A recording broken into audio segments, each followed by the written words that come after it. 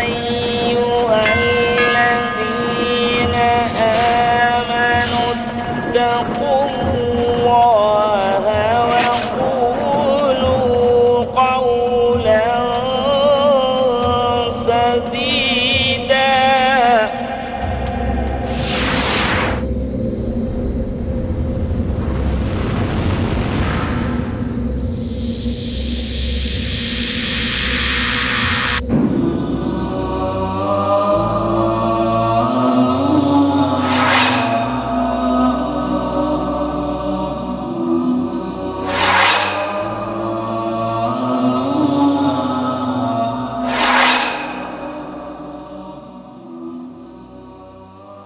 আপনি সব মৌলবাদীকে ভালো বা মন্দ বলতে পারবেন না।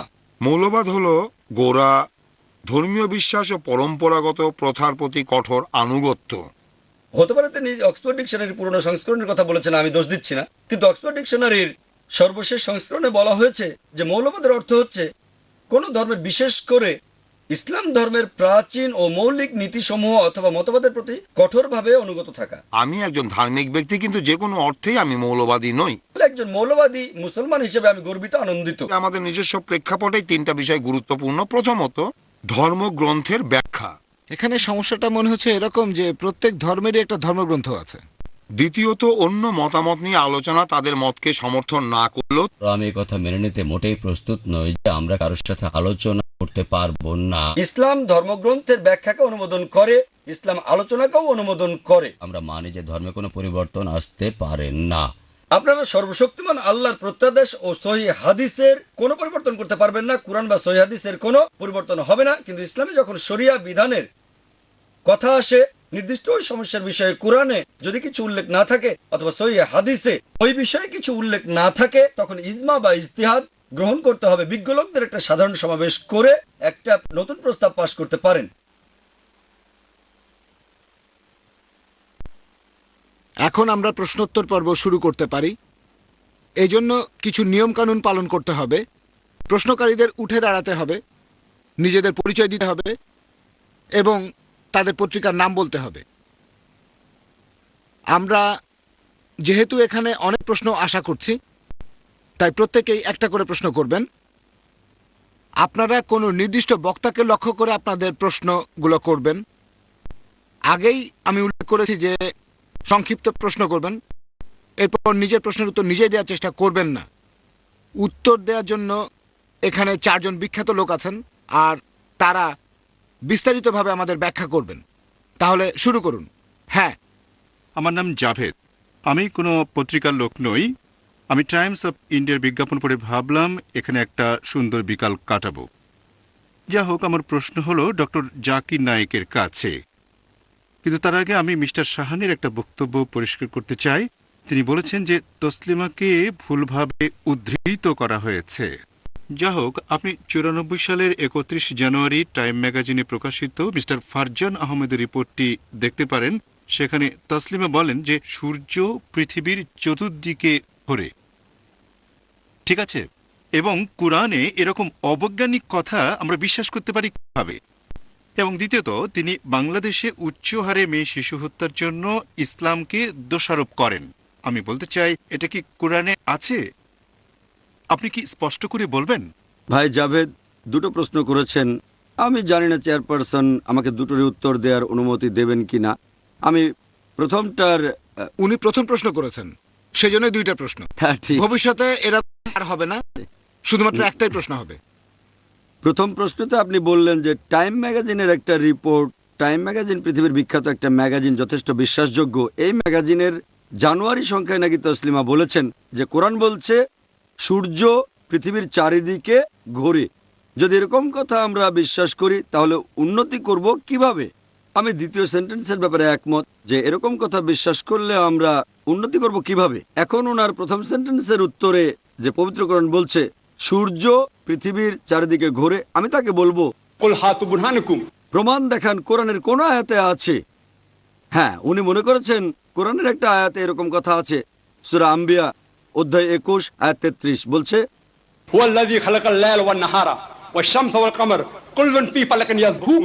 অর্থাৎ আল্লাহ সৃষ্টি করেছেন রাত এবং দিন, সূর্য এবং চন্দ্র প্রত্যেকে নিজ কক্ষপথে বিচরণ করে। একথা আবারও আছে সূরা ইয়াসিন অধ্যায় 36 আয়াত নম্বর 40। প্রত্যেকে নিজ নিজ কক্ষপথে বিচরণ করছে। তাহলে কোরআন কিন্তু বলছে না যে সূর্য পৃথিবীর চারিদিকে ঘোরে। কোরআন বলছে যে সূর্য আর চাঁদ নিজেদের কক্ষপথে বিচরণ করে। এখানে আরবি শব্দ হচ্ছে ইয়াসবাহা। এই শব্দটা এসেছে আরবি শব্দ সাবাহা থেকে। এর অর্থ চলন্ত কোনো কিছুর গতি। যদি আপনি বলেন যে একজন লোক মেঝের উপর সাবাহা করছে, তার মানে সে কিন্তু দাঁড়িয়ে নেই, তখন সে হাঁটছে অথবা দৌড়াচ্ছে। যদি বলেন একজন লোক পানিতে সাবাহা করছে, তার মানে পানিতে ভাষা নয়, এর মানে সাঁতার কাটছে সে। একইভাবে সাবাহা শব্দটা যদি ব্যবহার করেন গ্রহতারার ক্ষেত্রে, এর অর্থ নিজ অক্ষের চারপাশে বিচরণ করা। পবিত্র কোরআন বলছে সূর্য এবং চাঁদ এরা কোনো কিছুকে আবর্তন করে ঘুরছে, আবার নিজ অক্ষের চারপাশেও ঘুরছে। এই আয়াতটা নিয়ে আমিও এক সময় দ্বিধাদ্বন্দ্বের মধ্যে পড়েছিলাম, কারণ আমি আইসিএসসি পাশ করেছি 82 সালে সেন্ট পিটার স্কুল থেকে। তখন আমি জিওগ্রাফিতে পড়েছিলাম যে সূর্য নিজ অক্ষের চারপাশে ঘোরে না, সূর্য আবর্তিত হয় কিন্তু নিজ অক্ষের চারপাশে ঘোরে না।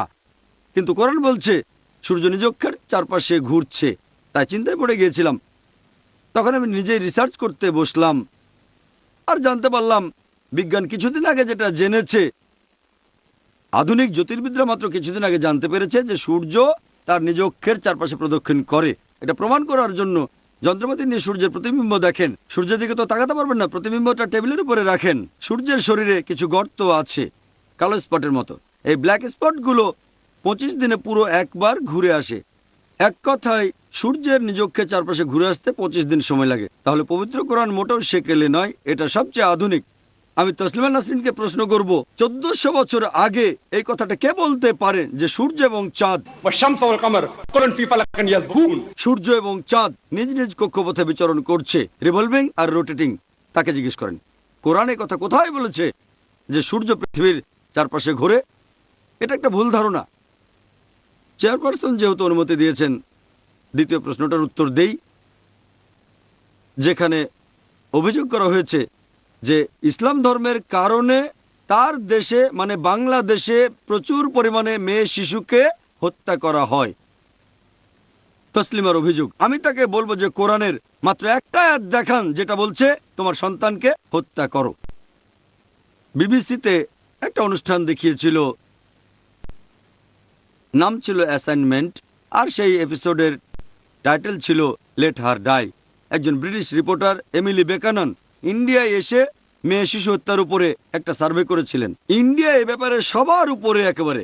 এই এমিলি বেকাননের রিপোর্ট অনুযায়ী প্রত্যেক দিন 3000-এরও বেশি মেয়ে ভ্রূণকে হত্যা করা হয় যখন জানা যায় যে বাচ্চাটা মেয়ে হবে। 3000-এরও বেশি আমাদের এই ইন্ডিয়ায়। এটাকে যদি 365 দিয়ে গুণ করেন, প্রতি বছর 10 লাখেরও বেশি মেয়ে ভ্রূণ হত্যা করা হয়। এই খবরটা কেন নিউজ পেপারে আসে না, হেডলাইন হয় না? এই খবরটা প্রতিদিন হেডলাইনে দেন, যতদিন না মেয়ে শিশু হত্যা বন্ধ হচ্ছে। আর তামিলনাড়ুর সরকারি রিপোর্ট অনুযায়ী যতজন মেয়ে শিশু জীবিত অবস্থায় জন্ম নেয় তার 10 জনের মধ্যে 4 জনকে মেরে ফেলা হয়। প্রতি 10 জনে 4 জন। একজন ব্রিটিশ আমাদের দেশে এসে বলে গেল আমরা কি পরিমাণে মেয়ে শিশু হত্যা করি। এবার আসুন দেখি পবিত্র কোরআন মেয়ে শিশু হত্যা সম্পর্কে কি বলে। তসলিমা একটা আয়াত দেখাতে পারবে না, একটা চ্যালেঞ্জ, একটা আয়াত তো দেখাতে পারবে না যেটা বলছে মেয়ে শিশুকে হত্যা করো। সত্যি বলতে পবিত্র কোরআনে সূরা তাকবীরে আমি কিন্তু রেফারেন্সটা দিচ্ছি। তসলিমা নাসরিন বলছে যে কোরআন এই কথা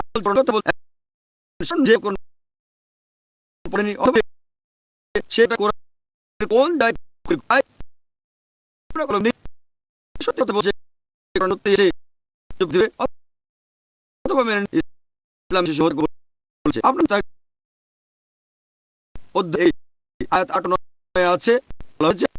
যে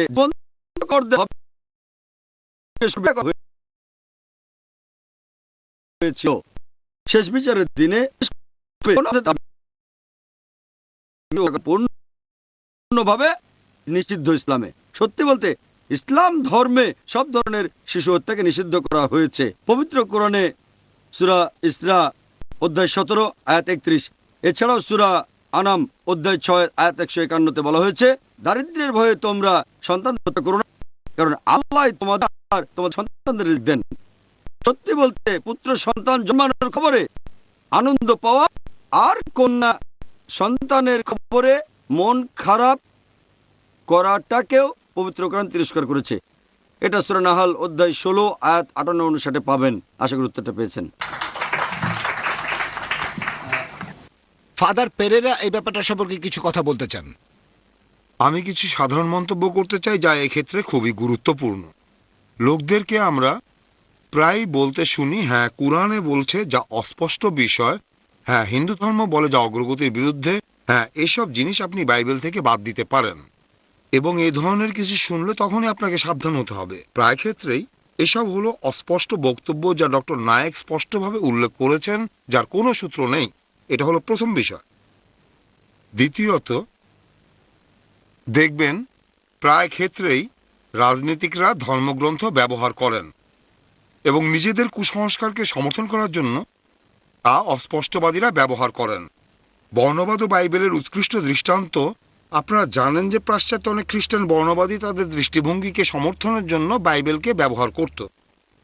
এটা একেবারেই মিথ্যা, কিন্তু এখানে রাজনীতি ধর্মকে ব্যবহার করে তার নিজের স্বার্থে। স্মরণ করে দেখুন, এই কথা আমি আগেই বলেছি, প্রত্যেক ধর্মেই মুক্তিদানকারী উপাদান আছে যা আপনাকে মুক্ত করতে পারে, অত্যাচারও করতে পারে। এটা নির্ভর করে ওই বিষয়কে কিভাবে বিকৃত করেছেন তার উপরে। এই জন্য এই সাধারণ মন্তব্য করলাম, কারণ প্রায়ই আপনারা এই ধরনের মন্তব্য শুনবেন। তারপর তারা দোষারোপ করে মুসলমানদেরকে। দেখুন মুসলমান, তারপর নিশ্চয়ই খ্রিস্টানদেরকে, তিনি হিন্দু অথবা শিখ যাই হন না কেন, এ বিষয়ে সতর্ক থাকা দরকার। কারণ এটা হলো কুসংস্কারের একটা রূপক যা উত্তেজনা সৃষ্টি করে কিন্তু সন্দেহ দূর করতে সহায়ক হয় না।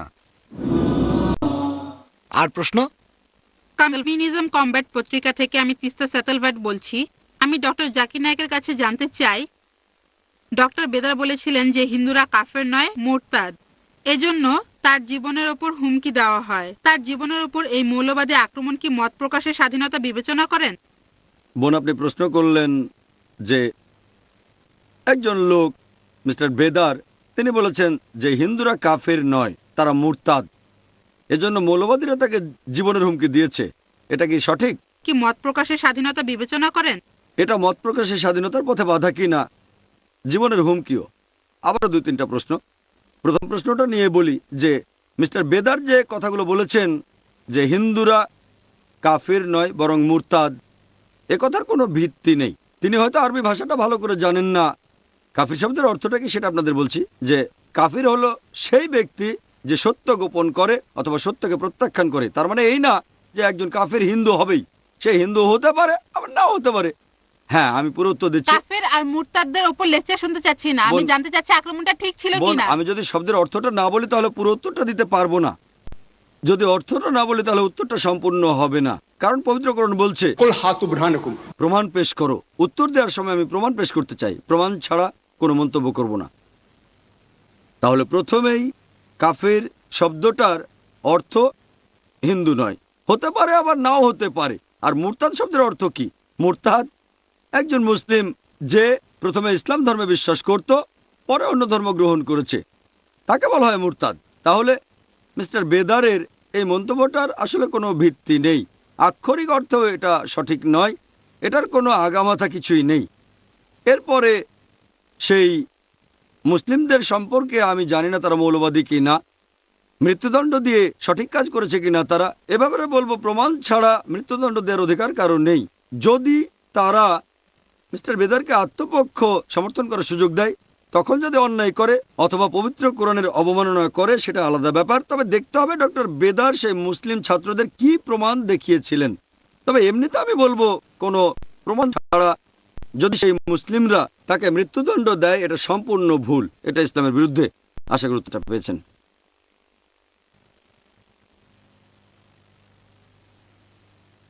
বিচারক ছাড়া কি কেউ মৃত্যুদণ্ডের রায় দিতে পারে?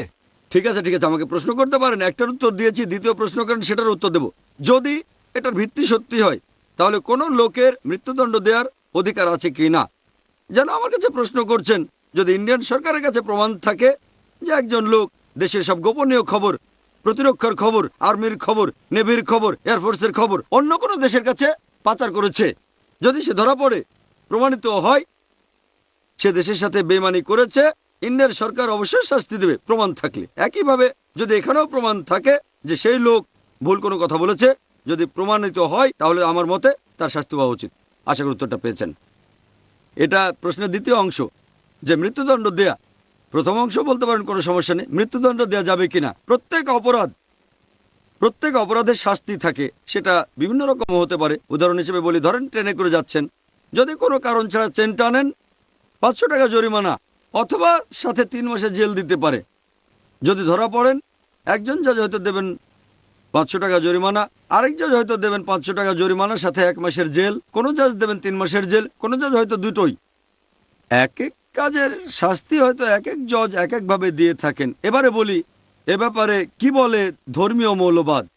যদি কেউ ধর্মের অবমাননা করে, এই শব্দটা আপনি বলেন, আমি বলছি, কেউ ধর্মের অবমাননা করলে কোরআন বলছে, কোরআনের আয়াত বলছি, পবিত্র কোরআনের সূরা মাইদা অধ্যায় 5 আয়াত 33 বলছে, যদি কেউ যুদ্ধ ঘোষণা করে আল্লাহ সুবহানাহু ওয়া তাআলার বিরুদ্ধে, সৃষ্টিকর্তার বিরুদ্ধে, তার রাসূলের বিরুদ্ধে, এবং চেষ্টা করে, জিহাদ করে, চেষ্টা করে তার সর্বাত্মক শক্তি দিয়ে, নিজের সর্বাত্মক শক্তি দিয়ে দুনিয়ায় ধ্বংসাত্মক কাজ করে বেড়ায়, তার শাস্তি হচ্ছে মৃত্যুদণ্ড, অথবা ক্রুশবিদ্ধ করা, অথবা হাত পা কেটে দেওয়া বিপরীত দিক থেকে, অথবা নির্বাসন।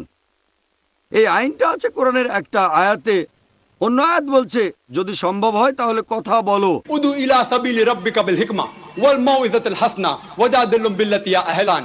আয়াতটা আছে সূরা নাহলে অধ্যায় 16 আয়াত 125। মানুষকে তোমার প্রতিপালকের পথে আহ্বান করো, হিকমত ও সদুপদেশ দ্বারা তাদের সাথে তর্ক করো, তাদের সাথে ডিবেট করো, তাদের যুক্তি দেখাও সবচেয়ে উত্তম গ্রহণযোগ্য পন্থায়। যদি আমাকে বলেন তাসলিমা নাসরিনের ব্যাপারে কি করতাম, আমি কোরআন অনেকগুলো অপশন দিয়েছে, আমি তাকে একটা পাবলিক ডিবেটের জন্য আহ্বান করতাম। এটা নির্ভর করবে জজের উপর। এক এক জজের দেয়া শাস্তি এক এক রকম হয়ে থাকে।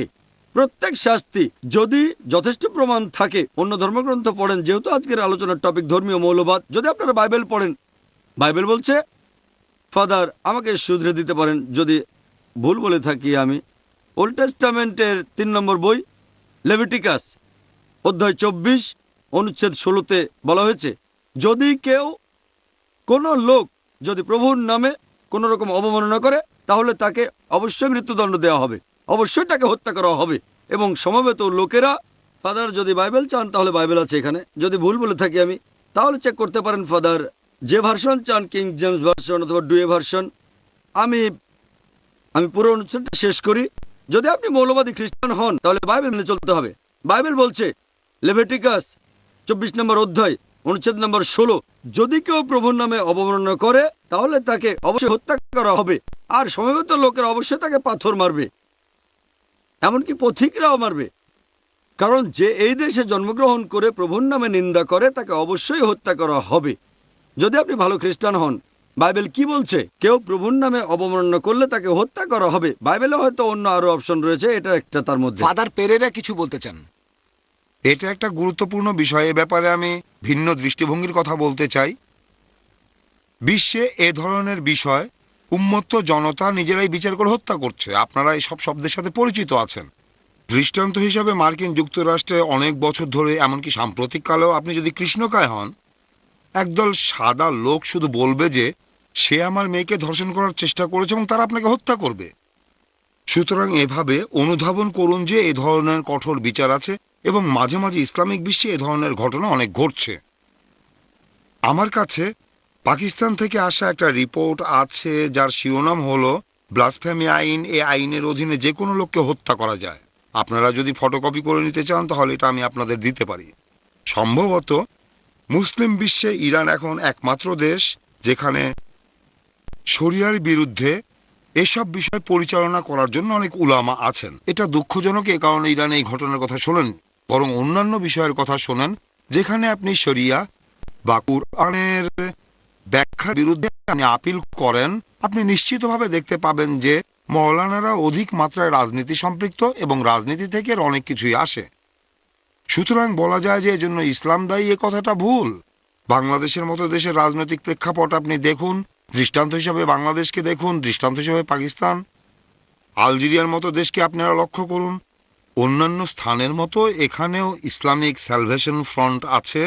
সুতরাং ডক্টর বেদার এবং অন্যান্য ঘটনা মনে রাখা অত্যন্ত গুরুত্বপূর্ণ। তুমি ঈশ্বরের নিন্দা করেছো, আমি তোমাকে হত্যা করব, এভাবেই তারা হত্যা করে। হত্যা করার অধিকার কার আছে? বিচারের পর রাষ্ট্রই কেবল এটা করতে পারে। এই সমস্যা অনেক দেশে আছে যেখানে গণতান্ত্রিক প্রক্রিয়া খুবই দুর্বল। এই অবস্থা এখন আমরা বাংলাদেশে দেখতে পাই। সেখানে প্রধান দুটো রাজনৈতিক দলের দুই নেত্রীর মধ্যে ক্ষমতা নিয়ে লড়াই চলছে। এই ধরনের ঘটনা ঘটায় এটাও একটা কারণ। তারা এখন রাস্তায় বেরিয়ে এসেছে, বলছে না না, মহিলাদের কখনো হুমকি দেবে না, সাবধান হয়ে যাও। লক্ষ্য করুন, যেসব মৌলানা 50,000 টাকা পুরস্কার ঘোষণা করেছে তাদের গ্রেপ্তার করা হয়নি। 3 জন ব্যক্তি তসলিমার মাথার জন্য পুরস্কার ঘোষণা করেছে। একমাত্র সরকার ঘোষণা দিয়েছে ব্যবস্থা গ্রহণ করা হবে, কিন্তু এখনো পর্যন্ত কোনো ব্যবস্থা গ্রহণ করা হয়নি। আপনারা দেখছেন এ ধরনের অনেক ঘটনা ঘটছে। সম্প্রতি আয়াতুল্লাহ খোমেনির একটা বিষয় আপনারা পত্রিকায় দেখেছেন। তিনি বলেছেন একজন আয়াতুল্লাহ একটা ফতোয়া জারি করতে পারেন যা পূর্বের ফতোয়াকে বাতিল করে দেয়। এ কথা বলতে এত সময় লাগলো কেন? হ্যাঁ, এত দীর্ঘ সময় নেওয়াটাই হলো রাজনীতি। আপনারা আপনাদের নিজেদের চিন্তাভাবনা থেকে সালমান রুশদির পুরো বিষয়টা জানেন। সুতরাং রাজনীতিবিদদের কৌশলের কারণে ইসলামকে দায়ী করবেন না, এটা করবেন না। কোনো ধর্মকে এভাবে রাজনীতির কারণে দোষারোপ করবেন না, এটা ঠিক না। খ্রিস্টানরা এমন করেছে, যথেষ্ট উদাহরণ আছে। হিন্দুরা এমন করেছে, যথেষ্ট উদাহরণ আছে। মুসলমানরা এমন করেছে, যথেষ্ট উদাহরণ আছে। শিখরা করেছে, সবাই করেছে। রাজনীতি ও ধর্মের মধ্যে এসব আকর্ষণীয় বিষয় আপনারা সব সময় লক্ষ্য করে থাকেন। ধর্ম রাজনীতিকে এবং রাজনীতি ধর্মকে ব্যবহার করে। আমি অনেক উদাহরণ দিতে পারবো।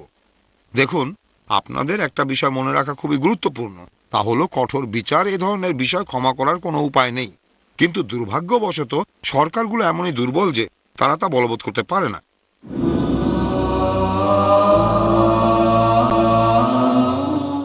মিস্টার ওয়াগলে, ডক্টর নায়েক বিতর্কের অনেক দক্ষতা দেখিয়েছেন। আমি তার কাছে হ্যাঁ অথবা না জবাব চাচ্ছি। তসলিমা নাসরিনের বিষয়ে যারা ফতোয়া জারি করেছেন, সেই মৃত্যুদণ্ডের ফতোয়া আপনি কি সমর্থন করেন না নিষেধ করেন? মাত্র এক কথাই বলুন। ভাই, আপনি আমাকে প্রশ্ন করলেন যে আমি এই মৃত্যুদণ্ডের সাথে একমত কি না, যেটা দিয়েছিল কিছু লোকজন, কয়েকজন, হতে পারে 2, 3 বা 4 জন, তসলিমা নাসরিনকে। সে ব্যাপারে আমাকে বলতে হবে এক কথায়। বিশ্বাস করেন ভাই, আমি একজন মুসলিম মৌলবাদী। ইসলামের মূলনীতি এক কথায় উত্তর দেওয়ার অনুমতি দেয় না, ঠিক। আর এজন্য আমি উত্তর দিতে পারবো না, কারণ তাকে আমি আদালতে আসতে বলবো, তার সাথে আলোচনা করার পরে, তার সাথে কথা বলার পরে, আর যদি সে আত্মপক্ষ সমর্থন করার সুযোগ সমান পায়, যদি তাকে আত্মপক্ষ সমর্থনে যথেষ্ট সুযোগ দেয়া হয়, তাহলে মৃত্যুদণ্ড দেয়া যায়, তা না হলে না। তার সাথে আমার দেখা হয়নি। আপনার সাথে যোগাযোগ থাকলে আপনি আমার সামনে আনতে পারেন। আমি পারবো না, ইসলাম আমাকে সে অনুমতি দেয়নি ভাই। আপনাকে অনেক ধন্যবাদ, থ্যাংক ইউ। আমি ডক্টর বিয়াসকে প্রশ্ন করব। আমি আসলে ফুল টাইম সাংবাদিক নই। ডক্টর নায়েক, আপনি কি মনে করেন যেসব লোক এই শাস্তি দিয়েছে বা ঘোষণা করেছে, সেটা যাই হোক না কেন, তারা তাকে সেই সুযোগ দিয়েছে? ভাই, আপনি প্রশ্ন করলেন যে যারা তসলিমা নাসরিনকে মৃত্যুদণ্ড দিয়েছে তারা কি আত্মপক্ষ সমর্থনের কোনো সুযোগ দিয়েছে তাকে? আমি জানি না, বিশ্বাস করেন জানি না। হতে পারে, না হতে পারে, জানি না। আমি কাগজে দেখেছি খবরগুলো বদলে যাচ্ছে। আমি সত্যি বলছি, আমি এটা জানবো কিভাবে? ব্যক্তিগতভাবে চিনি না, নিউজ পেপারে পড়েছি। একটা পেপারে তার বয়স 29 বছর, আরেকটাতে 31 বছর, আরেকটা বলছে 39। একটা পেপার বলছে প্লেন MBBS ডাক্তার, আরেকটা বলছে গাইনোকোলজিস্ট, আরেকটা বলছে অ্যানেস্থেসিস্ট। যদি জিজ্ঞেস করেন সে আসলে কি, আমি জানি না। আমি ডক্টর বিয়াসের কাছে জিজ্ঞাসা করতে চাই, ডক্টর নায়েককে অনেক প্রশ্ন করা হয়েছে, এবারে আপনাকে প্রশ্ন করছি। হিন্দু ধর্মের বিষয়ে আপনি অনেক কথা বলেছেন, সনাতন হিন্দু ধর্ম সম্পর্কে, হিন্দু ধর্মের সংস্কার সম্পর্কেও কথা বলেছেন। সনাতন হিন্দু ধর্মের মন অত্যন্ত উদার ছিল, আপনি সেরকম বলেছেন। আপনার কাছে আমি এটাই জিজ্ঞাসা করতে চাই যে চারবাগ থেকে ফুলে আগারকার পর্যন্ত যত সংস্কারবাদী আছেন তাদেরকে যে কষ্ট ভোগ করতে হয়েছে, সেটা কি হিন্দু ধর্মের উদারমানার চিহ্ন নাকি চিহ্ন না? চারবাগ থেকে কোন পর্যন্ত? এখন মনে করুন আজ পর্যন্ত। আমি সোজা উত্তর দিয়ে আমার লেকচারে আগে বলেছিলাম যে ভিন্ন মত পোষণ করলে যে শারীরিক নির্যাতন করা হয় তার প্রথম উদাহরণ গান্ধী হত্যা। চারবাককে আমরা বৃহস্পতি দেবতার অবতার বলে মানি। সাবিত্রীবাই ফুলের উপর পাথর নিক্ষেপ করা হয়েছিল। গান্ধী হত্যা প্রথম উদাহরণ নয়, সম্মুখী হলো প্রথম উদাহরণ। হ্যাঁ, আগারকারেরও তো সব যাত্রা বের করা হয়েছিল। দেখেন, এই সব উদাহরণ ইংরেজি শিক্ষা আসার পরে শুরু হয়েছে। এই কারণে এই সব দায়ভার আমি ইংরেজি শিক্ষাকেই দেব। এক সম্মুখের উদাহরণ আপনি বাদ দেন, এক সম্মুখের উদাহরণ আপনি ছেড়ে দেন। আমি বলেছি ভিন্ন মত যদি পোষণ করা হয়, ভিন্ন মত পোষণের ব্যাপারে আপনি চারবাকের কথা বললেন। আপনি যদি ভালো করে সব ইতিহাস দেখেন, সংস্কারবাদীর ক্ষেত্রে তো দৈহিক নির্যাতন করা হয়েছে। আপনি আগে বলেন চারবাকের উপর কোন অত্যাচার করা হয়েছিল। আপনি আমাকে ইতিহাস আপনি থেকে সম্মুখের বিষয়টা একটু ব্যাখ্যা করে বলুন। প্রথমে আপনি চারবাক সম্পর্কে বলেন, না না না তারপর না আমি না, সম্মুখ সব সম্পর্কে সংস্কারবাদীর উপরে দৈহিক নির্যাতন করা হয়েছে আজ পর্যন্ত, যেখানেই হোক না কেন। আমি অযোধ্যা পর্যন্ত বলছি, অযোধ্যার ব্যাপারেও কথা বলার মতো যেসব লোক আছে, হিন্দু ধর্মের মধ্যে যেসব খারাপ নীতি এবং খারাপ অন্ধশ্রদ্ধা আছে, তাদের বিপক্ষে যাওয়া লোক যারা আজ পর্যন্ত বর্তমানকালের নতুন যুবক লোক আছে, অন্ধশ্রদ্ধা নির্মূল সমিতি, তাদেরও দৈহিক নির্যাতনের মোকাবেলা করতে হয়। এটা আপনাকে আমি বলছি, কারণ আপনার একথা ঠিক নয় যে সংস্কারবাদীদের কোনো কষ্ট দেওয়া হয়নি, শুধু আলোচনা চালিয়ে যাওয়া হয়েছে, ডায়ালগ চালিয়ে যাওয়া হয়েছে। দৈহিক নির্যাতন অবশ্যই হয়েছে, এর অনেক উদাহরণ আছে, ইতিহাস পড়ে আপনি দেখতে পারেন। আপনি চারবাক দিয়ে শুরু করেছেন, আপনার কাছে না, না, আমার না, না। অনুরোধ, আপনি বলবেন না আমি বলবো। আপনার কাছে আমার অনুরোধ যে চারবাকের উপর কেমন শারীরিক অত্যাচার করা হয়েছিল সেটা আপনি ইতিহাস থেকে আমাদের বলেন। তারপর না হয় আপনার কথার উত্তর দেবো, না হয় নিজেকে বদলে নেব। আমি দুটোর জন্য প্রস্তুত আছি। আমি সবসময় নিজেকে শুধরাতে প্রস্তুত। কেউ যদি আমাকে বলেন চারবাকের ইতিহাস পড়ে আপনি কোথায় এই কথাটা পেলেন, তাহলে বলেন চারবাকের উপর কোনো রকম শারীরিক অত্যাচার হয়নি, যা হওয়ার পরে হয়েছে। অতদূর যাওয়ার দরকার কি আপনার? চারবাক পর্যন্ত যাওয়ার কোনো দরকার নেই। ইতিহাস চারবাক ঘাটলেই অনেক পাবেন, দূর, চারবাক পর্যন্ত চারবাকের যাওয়ার কোনো উপর দরকার নেই। অত্যাচার ধারে হয়েছিল। কাছেই আপনি পাবেন। জ্ঞানেশ্বর আছে, সুধারাম আছে, কারণ তারা নাস্তিক। জ্ঞানেশ্বর, সুধারাম, আরো অনেক পাবেন আপনি। তারা নাস্তিক চারবাক পর্যন্ত ছিল। যাওয়ার কোনো দরকার নেই। তারা দেখেন নাস্তিক আপনি, ছিল বলে সবার তাদের উপরেই উপর অত্যাচার অত্যাচার করা করা হয়েছে। হয়েছিল। আমি আপনাদের সাথে একমত নই যে চারবাকের উপর শারীরিক নির্যাতন হয়েছে, কারণ আপনারা আমার এই কথাটা একটু মন দিয়ে শোনেন। চারবাককে আমরা বৃহস্পতির অবতার বলে মানি, আর চারবাকের প্রচারিত নাস্তিক্যবাদ সেই সময় থেকে এখন পর্যন্ত চলে আসছে। আর আমি ভারতের ইতিহাস সম্পর্কে যতটুকু জানি, যেখানে তাকে এবং তার অনুসারীদের, এটা বলছি ইংরেজি শিক্ষা দেশে আসার আগে, ভিন্নমত পোষণ করার জন্য কেউ তাদের অত্যাচার করেন এরকম কথা কোথাও আমি শুনিনি। যদি আপনি এখানে প্রমাণসহ বলেন তাহলে আমি উত্তর দেওয়ার চেষ্টা করব, অথবা নিজেকে শুধরে নেব। আমার এই ব্যাপারে কোনো আপত্তি নেই। এবারে সম্মুখের ব্যাপারে বলি। হ্যাঁ, আমি মনে করি বক্তা তার অবস্থান স্পষ্ট করেই বলেছেন। এবারে আমাদের অন্য প্রশ্নে যাওয়া উচিত। আমার নাম জাভেদ আনন্দ, আমি কমিউনিজম কমব্যাট পত্রিকা থেকে এসেছি। ডক্টর নায়েক বারবার বলেছেন যে কোনো অপরাধের শাস্তি ওই অপরাধের গুরুত্বের উপর নির্ভর করে। তিনি নির্দিষ্টভাবে আমেরিকান রাষ্ট্র এবং একবার ভারতীয় রাষ্ট্রের কথা উল্লেখ করে বলেছেন যে ভারত সরকার কর্তৃক নিযুক্ত ভারত সরকারের কোনো কর্মকর্তা অথবা মার্কিন যুক্তরাষ্ট্র সরকার কর্তৃক নিযুক্ত কোনো সরকারি কর্মকর্তা বিশ্বাসঘাতকতা করে, রাষ্ট্রের মর্যাদা ও নিরাপত্তা ক্ষুণ্ণ হয়, তাহলে তাকে মৃত্যুদণ্ড দেওয়া যাবে। এর মধ্যে কোনো অপরাধ আছে কি না, অথবা এই জন্য কোনো শাস্তি হবে, এটাই আমার ধারণা। এই ধারণা ভুল হলে আমি সংশোধন করে নিতে চাই। একথা বলার পর তিনি দৃষ্টান্ত হিসেবে তসলিমা নাসরিনের কথা বলেছেন। তিনি বলেছেন যে বিভিন্ন পত্রিকায় অনেক পরস্পরের বিরোধী রিপোর্ট এসেছে যে তিনি কোনো সিদ্ধান্তে উপনীত হতে পারেননি। তিনি হয়তো এ বিষয়েও সন্দেহ আছেন যে তসলিমা নাসরিনের বিরুদ্ধে কোনো মাওলানা ফতোয়া দিয়েছেন অথবা দেননি।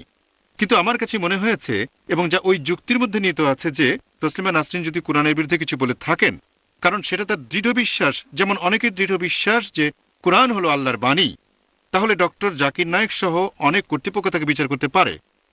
তসলিমা নাসরিন যদি আজ এখানে থাকতেন তাহলে ডক্টর নায়েক তার বয়স সম্পর্কে জানতে পারতেন। ডক্টর নায়েক জানতে পারতেন যে তসলিমা নাসরিন কি গাইনোকোলজিস্ট না অর্থোপেডিক্স নাকি অন্য কিছু, তিনি ইসলামে বিশ্বাস করেন কিনা ইত্যাদি জানতে পারতেন। পরিশেষে তার বিরুদ্ধে কিছু শাস্তির কথা ঘোষণা করতে পারতেন, যার মধ্যে আছে বিপরীত দিক থেকে হাত পা কাটা, অথবা হত্যা করা, অথবা দেশ থেকে নির্বাসিত করা, অথবা যে চারটা বিকল্প আছে তা। এখন যদি অনেক বৈধ কর্তৃত্ব থাকে, আমি বলতে চাই অনেক লোক হোক, তা একজন মোল্লা বা একজন পণ্ডিত বা একজন শঙ্করাচার্য, যাই হোক না কেন, তিনি একই সাথে কি অপরাধ এবং কি শাস্তি তার সিদ্ধান্ত গ্রহণ করবেন। এক্ষেত্রে আমার একটা প্রশ্ন আছে। আমি এলাহাবাদ জেলা, এলাহাবাদের একটা গ্রাম থেকে এসেছি। সেখানে একটা মসজিদ আছে। ওই মসজিদে আমি ছোটবেলায় অনেক বছর নামাজ পড়েছি। আমি একটা বিষয় জানি, ওই গ্রামের অধিকাংশ মুসলমান ও হিন্দুরাও জানে ওই মসজিদের সীমানার বাইরে অনেক মূর্তি আছে। ওইসব মূর্তি কোনো মন্দির বা অন্য কোনো স্থান থেকে আনা হয়েছে। এলাহাবাদে আমার গ্রামের কোনো পণ্ডিত যদি সিদ্ধান্ত গ্রহণ করে যে কয়েকশো বছর আগে এখানে একটা মন্দির ধ্বংস করা হয়েছে, যা হোক, ওই অপরাধের জন্য যদি ওই গ্রামের বর্তমান পণ্ডিত যদি সিদ্ধান্ত গ্রহণ করে যে ওই গ্রামের সব মুসলমানকে হত্যা করতে হবে এবং সব হিন্দু যদি যত মুসলমানকে পারে হত্যা করে, তাহলে এতে কি কোনো অন্যায় হবে? এই বিষয়ে আপনি কি মত দেবেন? আপনার মন্তব্য জানতে চাই।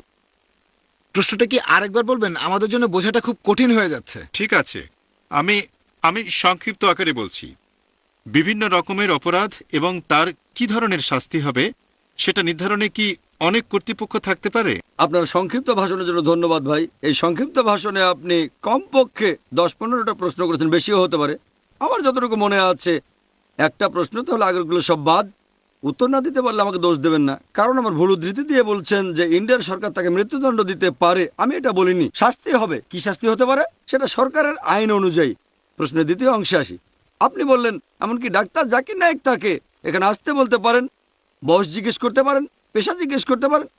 আপনি এই কথাগুলো বেশ ঠিক আছে, ঠিক আছে, কোনো সমস্যা নেই। আগে আমাকে শেষ করতে দেন। আপনাকে যথেষ্ট সময় দেওয়া হয়েছে ভাই, যথেষ্ট। আর প্লিজ আমাকে উত্তর দেওয়ার সুযোগ দেন। এমনকি ডাক্তার জাকির নায়েকও তাকে মৃত্যুদণ্ড দিতে পারেন অথবা হাত পা কেটে ফেলতে পারেন। না, ডাক্তার জাকির নায়েক পারেন না, ডাক্তার জাকির নায়েক পারবেন না। আমার সে ক্ষমতা নেই। আমি দিতে পারি একটা ফতোয়া। এবারে বলি ফতোয়া শব্দটার অর্থ আসলে কি। আপনারা হয়তো আরবি শব্দ ফতোয়ার অর্থ জানেন না। ফতোয়া মানে হচ্ছে মতামত। তবে আমার মতামতের কোনো মূল্য নেই। যেহেতু আমরা মত প্রকাশের স্বাধীনতায় বিশ্বাস করি, প্রত্যেকেরই মতামত জানানোর অধিকার আছে, আমার আছে, আপনারও আছে। বলতে পারেন যেমন খুশবন্ত সিং তসলিমাকে বাসা অফার করেছে, তার মত দেওয়ার অধিকার আছে, আমি আপত্তি করব না। তবে আমি শাস্তি দিতে পারি না। শুধুমাত্র একজন কাজীর অধিকার আছে বিচার করার আর রায় দেওয়ার। ফতোয়া এবং রায় দুটোর মধ্যে অনেক পার্থক্য আছে। ফতোয়া, এ ব্যাপারে একটা উদাহরণ দেই। ধরেন একজন আইনজীবী তার মতামত জানালেন জাজের কাছে, তবে সেই জাজ ভিন্ন মত পোষণ করতে পারেন। ফতোয়া একটা রায় নাও হতে পারে, এটা আপনাদের মনে করিয়ে দিলাম। আমি যদি কোনো বিশেষজ্ঞ হতাম, আমি সেটা নই। একজন ডাক্তার হিসেবে আমি ইসলামের উপর ফতোয়া দিতে পারি না। ফতোয়া আমার ব্যক্তিগত মতামত হলে ঠিক আছে, সাধারণ মানুষ হিসেবে, তবে বিশেষজ্ঞ হিসেবে নয়, জাজ হিসেবে না, কারণ আমি জাজ নই। এবারে আপনার সে সংক্ষিপ্ত প্রশ্ন যে এটা কি, আমি ভুল করলে দয়া করে প্রশ্নটা আরেকবার বলবেন, যে একই অপরাধের বিভিন্ন রকম শাস্তি হতে পারে অথবা শাস্তির জন্য বিভিন্ন সেন্টার বানানো যায় কিনা, ঠিক বলেছি ভাই? প্রশ্নটাকে আরেকবার বলবেন। প্রশ্নটা হলো একটার বেশি কি রায় হতে পারে? যেমন দৃষ্টান্ত হিসেবে ভারতে আদালত আছে, অনেক আদালত আছে যা গঠন করা হয় কোনো অপরাধ সংগঠিত হয়েছে কিনা তা নির্ধারণ করার জন্য। দেশের আইন অনুযায়ী কি শাস্তি দেওয়া হবে, আপনার মত অনুযায়ী ভারত বা বাংলাদেশ বা অন্য কোথাও হোক না কেন, রাষ্ট্রই কোনো বিচারের রায় দিতে পারে। অন্য কোনো কর্তৃপক্ষ আছে যা... ভাই প্রশ্ন করলেন রায় দেওয়ার জন্য একাধিক সেন্টার থাকতে পারে কিনা। প্রথমে ভারতের কথা বলি, তারপর বাংলাদেশের। আপনি আবারও ইসলামিক আইন সম্পর্কে ভুল ভেবেছেন। ইন্ডিয়ায় মুসলিম পার্সোনাল ল বোর্ড শুধুমাত্র রায় দিতে পারে ব্যক্তিগত ব্যাপারে, যেমন ডিভোর্স অথবা বিয়ে, তারপর উত্তরাধিকার। ফৌজদারি মামলার রায় দিতে পারে না, কারণ ইন্ডিয়াতে সবার জন্য একটা কমন ফৌজদারি আইন আছে। তাহলে এই প্রশ্নটাই ভিত্তিহীন। বাংলাদেশ সম্পর্কে বলি, আমি জানি না, আবারও মনে করবেন না প্রশ্ন এড়িয়ে যাচ্ছি, আবারও আমি জানি না বাংলাদেশে কতগুলো ল বোর্ড অথবা কত রকমের আদালত আছে। তবে আপনি যদি ইসলামের কথা বলেন, সেই আগেকার দিনে তখন ইসলামে চালু ছিল খিলাফত, সেখানে থাকেন খলিফা, তিনি সবার প্রধান। ছোট আদালত থাকতে পারে, এখানে যেমন নিম্ন আদালতে সমস্যা হলে উচ্চ আদালতে সমস্যা হলে সুপ্রিম কোর্টে যায়। ইসলামে খিলাফত থাকলে প্রধান আদালত হচ্ছেন খলিফা, তিনি সেখানে খলিফা, তিনি প্রধান বিচারক নির্বাচন করবেন। এখানে যেমন সুপ্রিম কোর্ট। নিম্ন আদালতে কোনো সমস্যা হলে প্রধান বিচারকের কাছে যাবেন। তবে এখন খিলাফত বিলুপ্ত হয়ে গেছে, কিন্তু বিভিন্ন দেশে আছে নিজস্ব আইন কানুন, আছে নিম্ন আদালত, উচ্চ আদালত, সুপ্রিম কোর্ট। সে দেশের ইতিহাসটা আমাদের দেখতে হবে। আশা করি উত্তরটা পেয়েছেন ভাই। না, আমার একটা প্রশ্ন আছে। এটা নিশ্চয়ই নতুন প্রশ্ন হবে, তাই না? কিন্তু আমার আছে। আপনার অনুমতি নিয়ে শুধু একটা প্রশ্ন, একটা বিষয়ে আপনি এলোমেলো করবেন না, যে অনেক সম্মানিত মাওলানা আছে, তাদের হয়তো বাংলাদেশের নিম্ন আদালত, হাইকোর্ট ও সুপ্রিম কোর্টে বিচারক নিযুক্ত করা হয়নি। তাদের কি তসলিমা নাসরিনকে হত্যার জন্য প্রকাশ্যে আহ্বান জানানোর অধিকার আছে? ঠিক আছে, যদি আমার উত্তরটা ঠিকভাবে শুনতেন, মনোযোগ দিয়ে, তাহলে জবাব পেয়ে যেতেন। আমি বলেছি প্রত্যেকে আপনি আমি সবাই ফতোয়া দেওয়ার অধিকার রাখি। ফতোয়া মানে মতামত। হত্যা করার অধিকার? প্লিজ প্লিজ আমাকে শেষ করতে দেন। তিনি ফতোয়া দিয়েছেন, মতামত দিয়েছেন যে তসলিমা নাসরিনের মাথা কেটে ফেলতে হবে। তসলিমা নাসরিনকে যে হত্যা করবে সে 50,000 বাংলাদেশি টাকা পাবে, এটা আহ্বান, এটা মতামত নয়। আচ্ছা, 50,000 টাকার কথাটা তো এই প্রথম আসলো। প্রথমে আপনার প্রশ্নে এই টাকার কথা ছিল না। আমি উত্তর দিচ্ছি, প্লিজ আমাকে আগে কথা বলতে দেন, পরে আপনি বলতে পারবেন যদি চেয়ারম্যান সাহেব অনুমতি দেন। এই কথা বলার অধিকার কারো আছে যে অমুক লোকের মাথা কেটে ফেলতে হবে যদি সেটা ফতোয়া হয়? এমনকি মতামত দেওয়ার সময় কারণ আমি কুৎসা রটাবেন না, কারণ নিন্দা করবেন না। যদি সেটা ইসলামিক দেশ হয়, তসলিমা নাসরিন সেই মাওলানার বিরুদ্ধে মামলা করতে পারেন, বলবে যে সে। প্লিজ আমাকে শেষ করতে দেন। আমি তো আপনার প্রশ্নের ভেতরে কোনো কথা বলিনি, তাই আমার কথায় বাধা না দিলেই ভালো হবে। আমি ইসলাম সম্পর্কে একটা সাধারণ ধারণা দিচ্ছি। প্লিজ বোন, যদি অনুমতি দেন। ইসলামিক দেশ হলে তার সেই অধিকার আছে। আমি জানি না বাংলাদেশ কতখানি ইসলামিক দেশ, তারা কতটা ইসলামিক নিয়ম মেনে চলে আমি জানি না, হয়তো মানে আবার হয়তো মানে না। তাহলে তার অধিকার আছে, যদি সে মনে করে তাকে মৃত্যুদণ্ড দেওয়াটা ঠিক হয়নি, তাহলে তসলিমা সে মাওলানাকে ইসলামী আদালতে নিয়ে যেতে পারে। ইসলামিক আইন থাকলে মামলা করবে। তবে আপনার প্রশ্নের উত্তরের সাথে আমার বিজ্ঞ বক্তা ফাদার পেরেরার কথাটা আমি জুড়ে দেই। তিনি বলেছেন ধর্মের অবমাননা করেছে, এরকম ঘটনায় কাউকে ফাঁসিয়ে দিয়ে মৃত্যুদণ্ড দেওয়া খুবই সোজা। তারপর তসলিমা নাসরিনের কথা বললেন। তবে ফাদার পেরেরা যেভাবে বলেছেন ব্যাপারটা অত সহজ না, কারণ তাহলে আদালতে আপনাকে সাক্ষী নিয়ে আসতে হবে। অপরাধের মাত্রা কম হলে 2 জন সাক্ষী লাগবে, অপরাধের মাত্রা বেশি হলে 4 জন সাক্ষী। আর এই 4 জন সাক্ষীর একজনও যদি ভুল করে, বিশ্বাস করেন যদি ধরা পড়ে 4 জনের মধ্যে একজন মিথ্যে সাক্ষী দিয়েছে, তাহলে 4 জনের প্রত্যেককে 80টি করে কষাঘাত, 80 দুর্রা।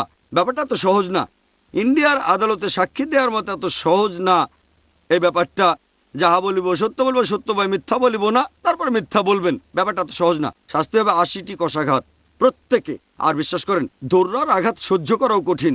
ফাদার পেরেরা যেভাবে বলেছেন ব্যাপারটা আসলে এত সহজ না। আশা করি উত্তরটা পেয়েছেন। হ্যাঁ, না আপনার প্রশ্নটা শেষ হয়ে গেছে। হ্যাঁ ভাই, এবার আপনি করুন। Doctor Naik, Sajid Rashid, Urdu Times. আমরা এমন এক দেশে বাস করি যেখানে বিভিন্ন ধর্ম আর বিভিন্ন সম্প্রদায়ের লোক বাস করে। এদের নিজস্ব একটা সংবিধান আছে যার মাধ্যমে লোকেরা সাজা দেওয়ার নিজস্ব ব্যবস্থা তৈরি করেছে। এমন পরিবেশে থেকে কেউ যদি কোনো ধর্মগ্রন্থের অবমাননা করে, কোনোভাবে কোরআনের অবমাননা করে, তাহলে আপনি তাকে ইসলামের শরিয়া অনুযায়ী শাস্তি দেবেন, যা অন্যান্য ইসলামী দেশে দেওয়া হয় যেখানে ইসলামী শাসন আছে। এখন এদেশে যখন একটা সংবিধান আছে, তখন ওই ধরনের বিধান এখানে কার্যকর করা কি ঠিক? ভাই প্রায় একই রকম প্রশ্ন করলেন আপনিও। যেহেতু আমাদের এখানে অনেক ধর্মের মানুষ, প্রত্যেকে কি নিজ ধর্মের আইন মেনে চলবে? অথবা কেউ হয়তো কোরআনের অবমাননা করেছে, তখন কি ইসলামিক আইন মানতে পারি? ভাই ব্যাপারটা পরিষ্কার করে বলি, আপনি পৃথিবীর যে কোনো দেশের ফৌজদারি আইন দেখেন, হোক সেটা সৌদি আরব, হোক ইরান অথবা পাকিস্তান অথবা আমেরিকা বা ইংল্যান্ড অথবা ইন্ডিয়া, ফৌজদারি আইন সবার জন্য কমন। দেওয়ানি আইন বদলাতে পারে, সিভিল ল বদলাতে পারে। ফৌজদারি আইন সৌদি আরবে সবার জন্য কমন, হোক মুসলিম বা অমুসলিম। ইন্ডিয়াতেও ফৌজদারি আইন কমন, হোক মুসলিম বা অমুসলিম। তাহলে আপনি আলাদা ফৌজদারি আইন পাবেন না। এখানে মন্তব্য করতে পারেন, আপনি মতামত জানাতে পারেন যে অমুক লোকের জেল হওয়া উচিত 1 বছর 2 বছর বা মৃত্যুদণ্ড, এরকম কিছু। তবে কার্যকর করতে পারবেন না, কারণ এখানে কার্যকর হবে কমন ফৌজদারি আইন। যদি ইসলামিক দেশ হয় তাহলে কোরআনের আইন মেনে চলতে হবে, কোরআন থেকে দূরে যেতে পারবেন না।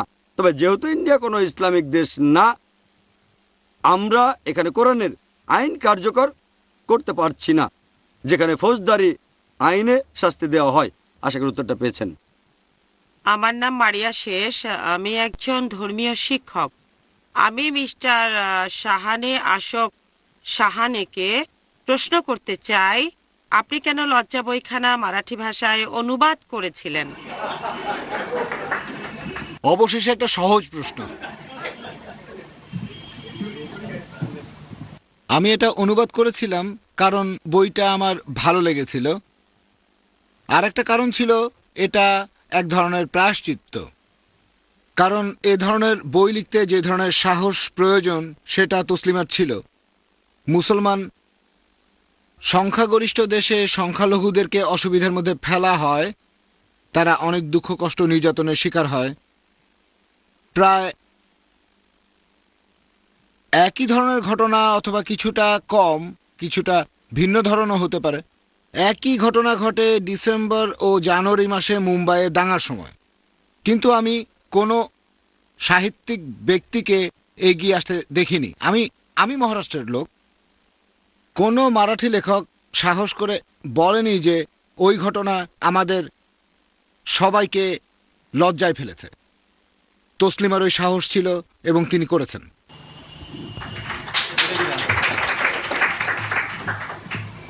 জাকির নায়েকের কাছে প্রশ্ন করছি, বাংলাদেশের মৌলবাদীরা তসলিমা নাসরিনের মাথার জন্য বিরাট অঙ্কের অর্থ ঘোষণা করে তাকে বিখ্যাত করে তুলেছে। এর পরিবর্তে তারা যদি তাকে উপেক্ষা করত এবং তাকে তার বক্তব্য বলার সুযোগ দিত, তাহলে আদৌ এই অবস্থার সৃষ্টি হতো না, এবং সম্ভবত আমরাও এই বিষয় নিয়ে আলোচনার জন্য এখানে সমবেত হতাম না। ভাই খুব সুন্দর প্রশ্ন করেছেন।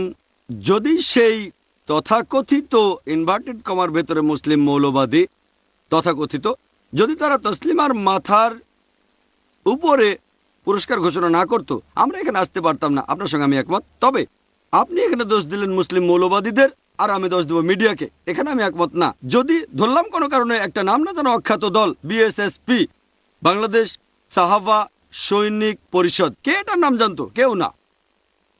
ধরলাম যে সেই প্রতিষ্ঠানের যিনি নেতা মাওলানা হাবিবুর রহমান, আমি জানি ভাই ইনি তসলিমা নাসরিনকে মৃত্যুদণ্ড দিয়েছেন।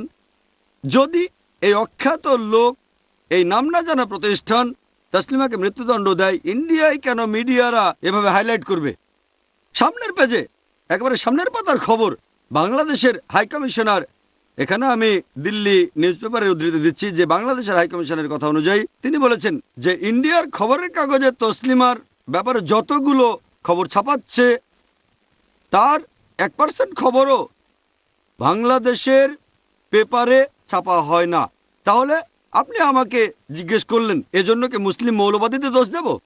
তাদের দোষ দিতে পারেন, আমি বলবো তাদের দোষ দেন, অথবা আপনি না দেন, সে যাই হোক। আমার মতে ইন্ডিয়ার সাংবাদিকরা আর ইন্ডিয়ার খবরের কাগজ তাদের জ্ঞান বুদ্ধি আরো বেশি, তাই হাইলাইট করা উচিত হয়নি। আমরাও আজকে এটা নিয়ে আলোচনা করতাম না। হ্যাঁ ভাই,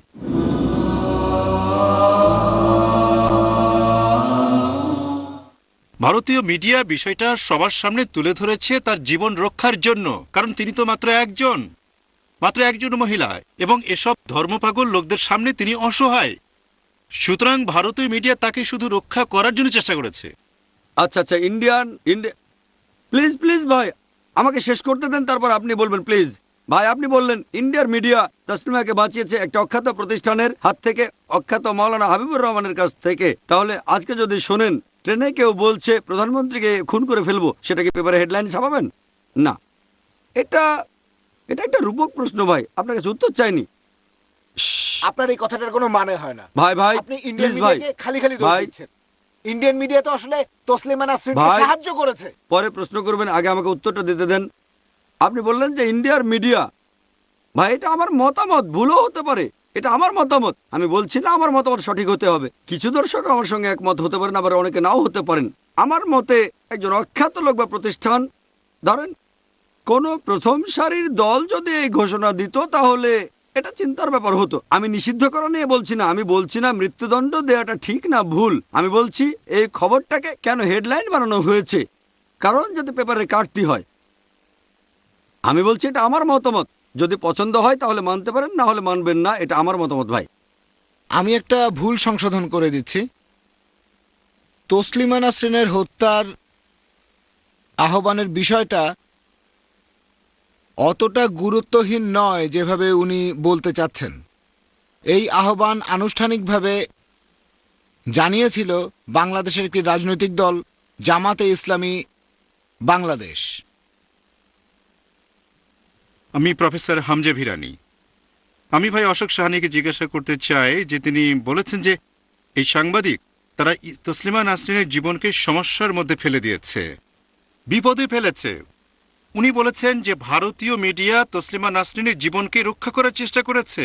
সুতরাং আপনি বলেছেন একজন সাংবাদিক হিসেবে, আমি জানি না আপনি সাংবাদিক কিনা, না আচ্ছা, কিছু সাংবাদিক তসলিমা নাসরিনের জীবনকে বিপদের মধ্যে ফেলেছে এবং উনি বলেছেন যে সাংবাদিকরা তসলিমা নাসরিনের জীবন রক্ষার চেষ্টা করছে। আমি জানতে চাই কোনটা ঠিক, তারা কি তাকে সমস্যার মধ্যে ফেলেছেন না তারা তাকে সমস্যা থেকে উদ্ধার করার চেষ্টা করছেন?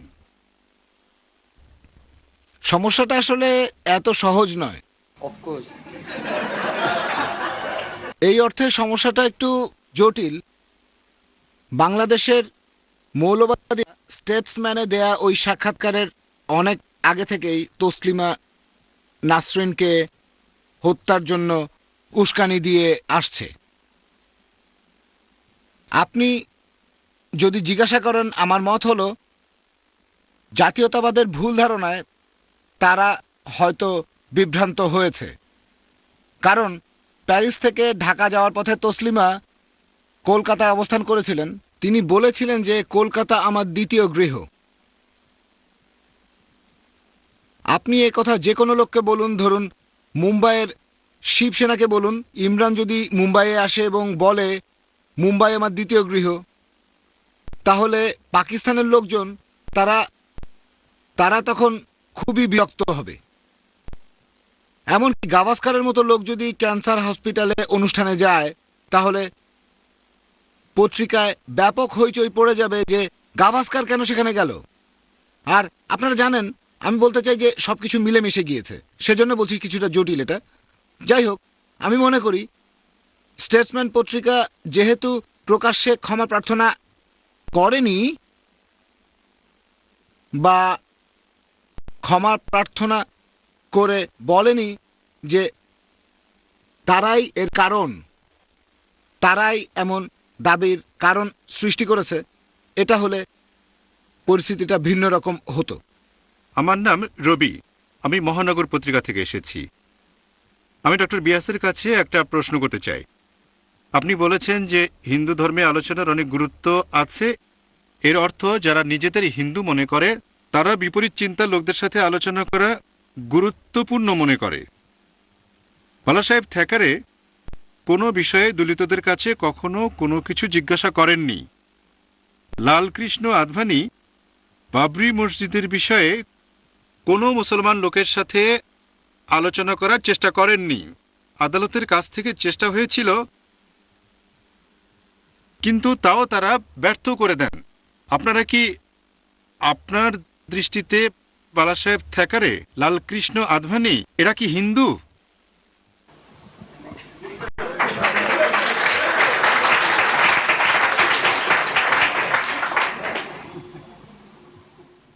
আপনাদের কাছে আমার অনুরোধ, প্রথমে আমরা আজকের টপিক নিয়ে আলোচনা করি, তারপর অন্য বিষয় নিয়ে কথা বলবো। হিন্দু ধর্মশাস্ত্রের কথা যদি বলেন, আমি সেটার দায় নিতে রাজি আছি, কিন্তু পৃথিবীর সব হিন্দুদের কাজে দায়ভার তো আমি নিতে পারবো না।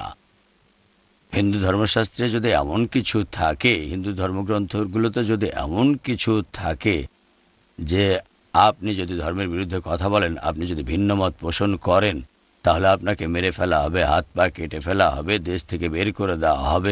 এই কথা ধর্মগ্রন্থে কোথায় আছে সেটা আমাকে বলেন, আমি সে ব্যাপারে কথা বলতে রাজি আছি।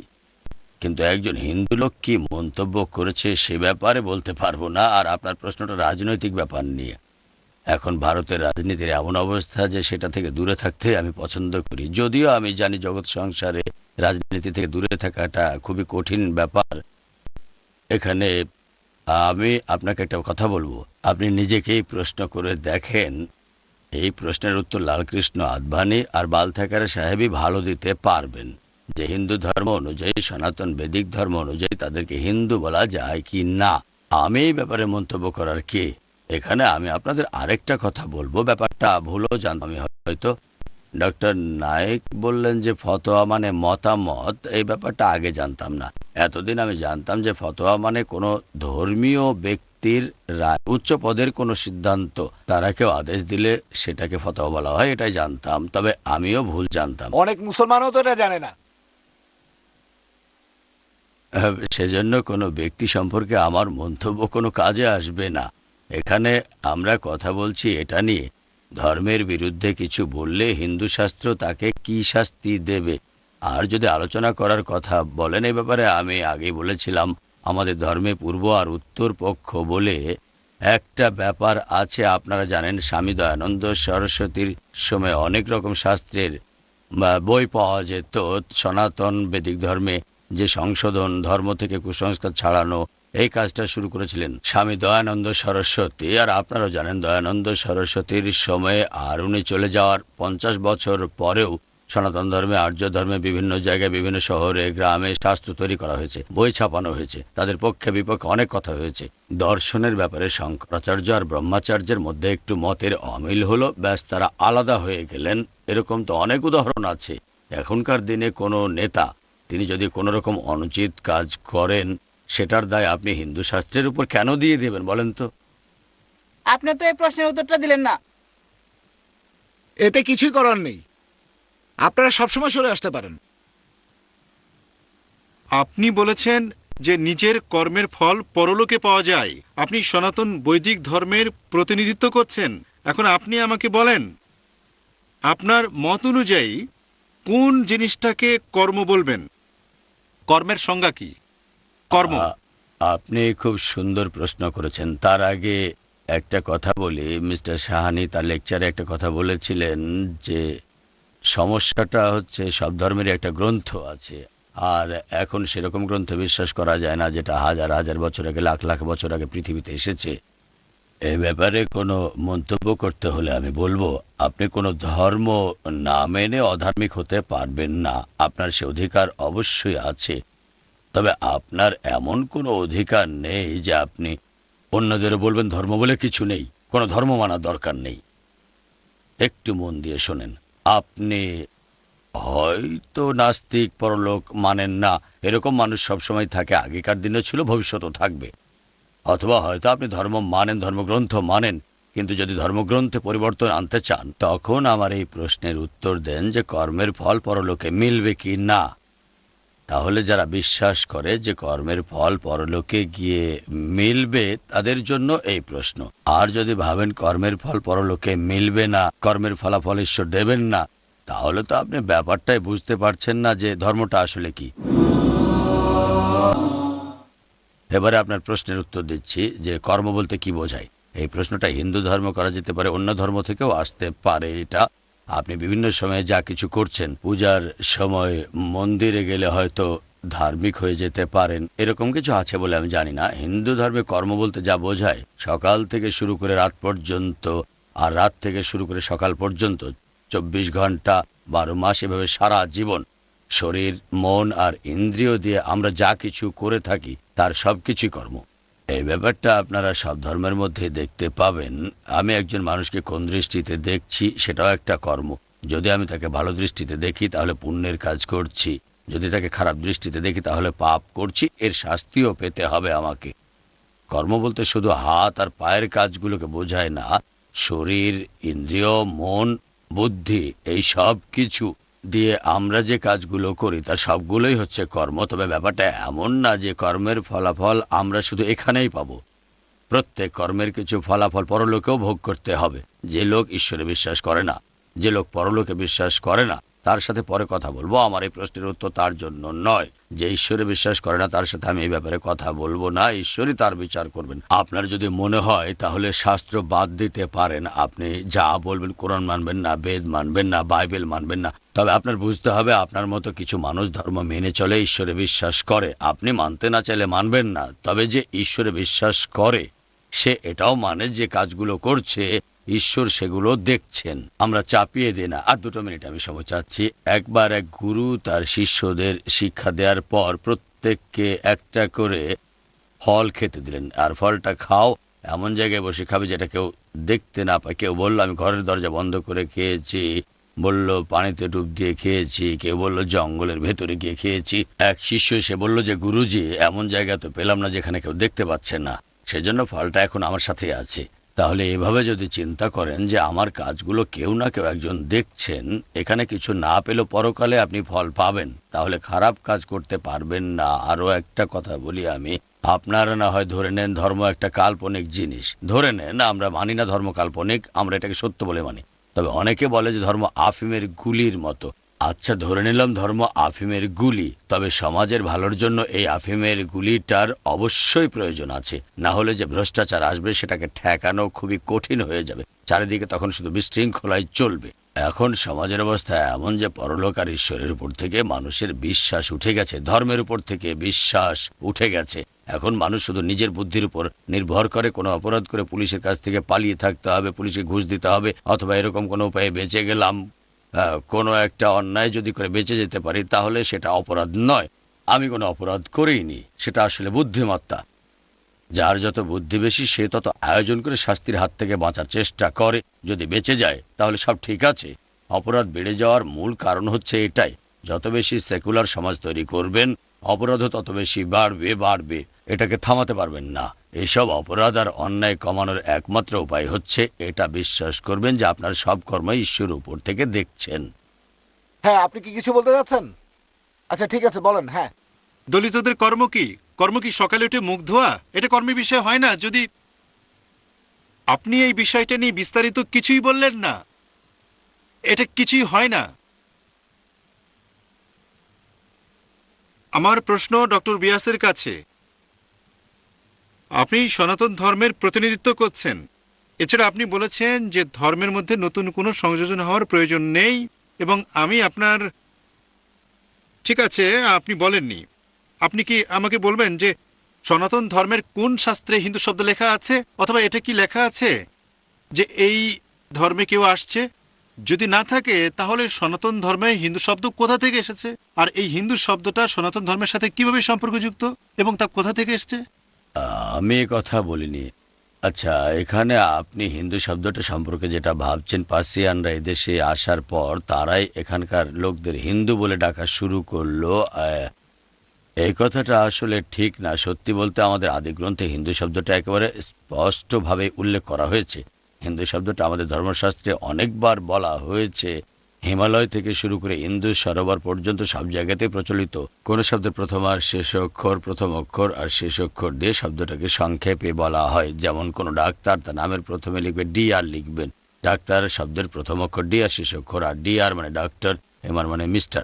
যেভাবে হিমালয় থেকে ইন্দু সরোবর পর্যন্ত দেশটা হচ্ছে হিন্দু দেশ, তারপর থেকেই এই হিন্দুদের দেশটাকে বলা হয় হিন্দুস্তান। এই কথাটা আপনারা পুরাণে পাবেন, কিছু প্রাচীন সাহিত্যও পাবেন। 2 নাম্বার, আপনি যদি ভাষা দিয়ে বিচার করেন, এই দেশটা সিন্ধু নদীর অববাহিকায়, সিন্ধু হলো এখনকার প্রধান নদ, সেই দেশটা হচ্ছে হিন্দুস্তান। এখন অনেক জায়গার লোক শকে হ উচ্চারণ করত, একইভাবে বলে সপ্তাহকে হপ্তা, সরস্বতীকে হরস্বতী। সেই একইভাবে সিন্ধু হয়েছে হিন্দু আর সিন্ধুস্তান হচ্ছে হিন্দুস্তান। আমি বলেছিলাম যে কোনো কিছু যোগ করা যাবে না, ধর্মশাস্ত্রের কথায় কিছু যোগ করা যাবে না, সেখানে পরিবর্তন করার কোনো অধিকারই আমাদের নেই, কারণ ফল দেওয়ার মালিক আমরা নই। আমি এতটুকুই বলেছি। দাঁড়ান দাঁড়ান দাঁড়ান, এক মিনিট আমি দাঁড়ান। একটা মন্তব্য করতে চাই, একটা মন্তব্য করব, খুব সংক্ষেপে, খুব সংক্ষেপে। 10 মিনিট সময়। একটু আগে এক ভাই ডক্টর বিয়াসকে প্রশ্ন করলেন, তিনি হিন্দু শব্দটার সঠিক সংজ্ঞা দিয়েছেন, বলেছেন হিন্দু হলো সেই লোক যে বাস করে ইন্ডিয়ায়, হিন্দুস্তানে। তবে এটা হচ্ছে ভৌগোলিক সংজ্ঞা, যদি এটা মানেন তাহলে আমিও একজন হিন্দু। তবে ভাই প্রশ্ন করেছেন যে হিন্দু ধর্মগ্রন্থে কি হিন্দুইজমের ধর্মীয় কোনো সংজ্ঞা আছে কিনা। আমি কম্পারেটিভ রিলিজিয়নের একজন ছাত্র, এরকম কিছু আমি জানি না। স্বামী বিবেকানন্দ এই সংজ্ঞাটার সাথে একমত ছিলেন যে হিন্দু একটা ভৌগোলিক সংজ্ঞা, এর অর্থ সেই লোকজন যারা বাস করে সিন্ধু নদের অববাহিকায়। এভাবে বললে আমিও হিন্দু। তবে এই ধর্মটাকে আসলে বলা উচিত বেদান্তবাদী ধর্ম, যারা বেদ অনুসরণ করে। আরেকটা ব্যাপার বলি, আপনি বলেছিলেন যে আমি বলেছিলাম ফতোয়া মানে মতবাদ। হ্যাঁ, আমি এটা বলেছি। তবে এই মতবাদটা যদি একজন বিচারক দেন তার বিচারের চেয়ারে বসে, তখন সেই মতবাদটাকে বলা হয় রায়। তাহলে ফতোয়া একটা বিচারকের রায়ও হতে পারে, এটা জেনে রাখেন। কোরআন পরিষ্কার বলছে, সূরা ফুরকান অধ্যায় নম্বর 25 আয়াত নম্বর 59, তোমাদের সন্দেহ থাকলে জ্ঞানীদের জিজ্ঞেস করো। কোরআন যদি ঔষধের কথা বলে, আপনার কোনো দ্বিধা থাকলে তখন ফতোয়া নেবেন একজন ডাক্তারের। আমার ফতোয়া দেওয়ার অধিকার আছে যখন কোরআন ঔষধ সম্পর্কে বলছে, আমার অধিকার আছে মতামত দেওয়ার অধিকার। তবে যদি ফিকা আর মাসাইল সম্পর্কে বলেন, ফতোয়া দিতে পারি, সেটা গ্রহণযোগ্যতা থাকবে না, যেতে হবে ফকিহের কাছে। একইভাবে ফতোয়া জারি করেন যদি কোনো বিচারকের চেয়ারে বসে, এটাকে বলা হয় রায়। তবে সাধারণ মানুষ যদি বলে, সেটা হবে সাধারণ মানুষের মতামত। আমার প্রশ্নটা ডক্টর জাকির নায়েকের কাছে। আমরা তো তসলিমা নাসরিনের লজ্জা বইটা নিয়ে অনেক কথা বললাম। এখন আপনি কি সালমান রুশদির স্যাটানিক ভার্সেস সম্পর্কে কিছু কথা বলবেন? বোন প্রশ্ন করলেন একই রকম, যে আমরা অনেক কথা বলেছি তসলিমা নাসরিনের লজ্জা বইটা নিয়ে। এখন স্যাটানিক ভার্সেসের ব্যাপারে শুনতে চান, এটার উপরে একটা লেকচার দিতে পারি, যদিও এখানে লেকচার দেব না। আর রায়ের কথা যদি বলেন, এখানেও একই ব্যাপার, রায়টা এখানে বদলাচ্ছে না, একই। তবে আপনি যদি স্যাটানিক ভার্সেস বইটা সম্পর্কে কিছু জানতে চান, আমি এটা মানি যে সালমান রুশদি আমাদের নবীজি সাল্লাল্লাহু সাল্লামকে অবমাননা করেছেন, নবীজির স্ত্রীগণের অবমাননা করেছেন, যারা হলেন উম্মুল মুমিনিন, সব মুসলিমদের মা, এটা করেছে। তবে আমি একটা ব্যাপার বুঝতে পারছি না, যে অন্যান্য বিশেষজ্ঞরা এটা কেন বলেন না যে ওই বইটাতে আর কি কি লেখা আছে। আমি এ ব্যাপারে বলতে পারবো কারণ আমি এই স্যাটানিক ভার্সেস পড়েছি, বইটা আমার পড়া। যদি আপনি পড়তে চান তাহলে চলে যান লন্ডন বা আমেরিকায়, সেখানে বইটা পাবেন। আমি লন্ডন আমেরিকায় গিয়েছি। আপনাদের সংক্ষেপে একটা ধারণা দেই, সালমান রুশদি কি লিখেছেন। মুসলিম চরিত্রগুলোকে অবমাননার পাশাপাশি তিনি তার রক্ষকদের নামেও নিন্দা করেছেন। ব্রিটিশ সরকার যারা তাকে রক্ষা করেছে তাদের নিন্দা করেছেন, একেবারে প্রথম পৃষ্ঠাতেই। অথবা বলতে পারেন প্রথম অধ্যায়ের প্রথম পৃষ্ঠা, অ্যাকচুয়ালি 3 নম্বর পৃষ্ঠা। তিনি এখানে লন্ডনবাসী নিন্দা করেছেন। তিনি লিখেছেন লন্ডন ভাই, প্রথম অধ্যায়ের প্রথম পৃষ্ঠায়, মানে 3 নম্বর পৃষ্ঠা, লন্ডন ভাই বলে নিন্দা করেছে। বিশ্বাস করেন এই শব্দটা আমি এখানে বলতে পারবো না। একবারে খ্রিস্টান ফাদারের সাথে আলোচনার সময় এই শব্দটা এসেছিল। বুক অব ডিউটেরোনমি অধ্যায় 23 অনুচ্ছেদ 2 বলছে যে ড্যাশ ড্যাশ, আমি শব্দটা বলছি না, ড্যাশ 10 প্রজন্ম পর্যন্ত সমবেত প্রার্থনায় আসতে পারবে না। যদি শব্দটা জানতে চান তাহলে আমি ছোট্ট একটা কৌতুক বলছি। রাজপ্রাসাদে একবার একটা পার্টি চলছে, যখনই কারো টেবিলে খাবার দরকার তারা ছড়া বলছে। তাই ডিউক বলল, queen so fine pass the wine. একজন লোক ছিল যে ভালো নিয়ম কানুন জানে না, সে তখন চাচ্ছে কাস্টার্ড, তাই সে বলল Duke the dash pass the custard. এখন বুঝলেন শব্দটা কি? যদি না জানেন তাহলে বাইবেল দেখতে পারেন, সেখানে 3 বার আছে। সালমান রুশদি শব্দটা ব্যবহার করেছেন 29 বার। 29 বার, চিন্তা করেন। আর মজার ব্যাপার হচ্ছে, ব্রিটিশ সরকার বাক স্বাধীনতার কথা বলে। একটা আর্টিকেল ছাপা হয়েছিল দ্য ডেইলি নিউজে লন্ডনে মে মাসের 22 তারিখে 1989 সালে। একটা খবর এসেছিল নিষিদ্ধ করার ব্যাপারে। কাকে নিষিদ্ধ করবে? সালমান রুশদিকে না, নিষিদ্ধ করা হবে মিকি নামে আমেরিকার এক অভিনেতাকে। মিকি ইংল্যান্ডে এসে 4 অক্ষরের একটা শব্দ বলেছিল মার্গারেট থ্যাচারের পলিসির ব্যাপারে। আপনারা এই শব্দটাও আমাকে বলতে বলবেন না, এটা হলো ফাদার আঙ্কেল কাজিন কিং। না জানলে যে জানে তাকে জিজ্ঞেস করেন। 4 অক্ষরের শব্দ বলেছিল মার্গারেট থ্যাচারের পলিসিকে উদ্দেশ্য করে। আর তখন সেই ব্রিটিশ পার্লামেন্টের এমপিরা বলল একে নিষিদ্ধ করো। সালমান রুশদি সেই একই শব্দ ব্যবহার করেছেন, একই শব্দ, তবে এটাকে করেছেন অ্যাক্টিভ, অ্যাক্টিভ আইএনজি ইং। 4 অক্ষরকে করেছেন 7 অক্ষর।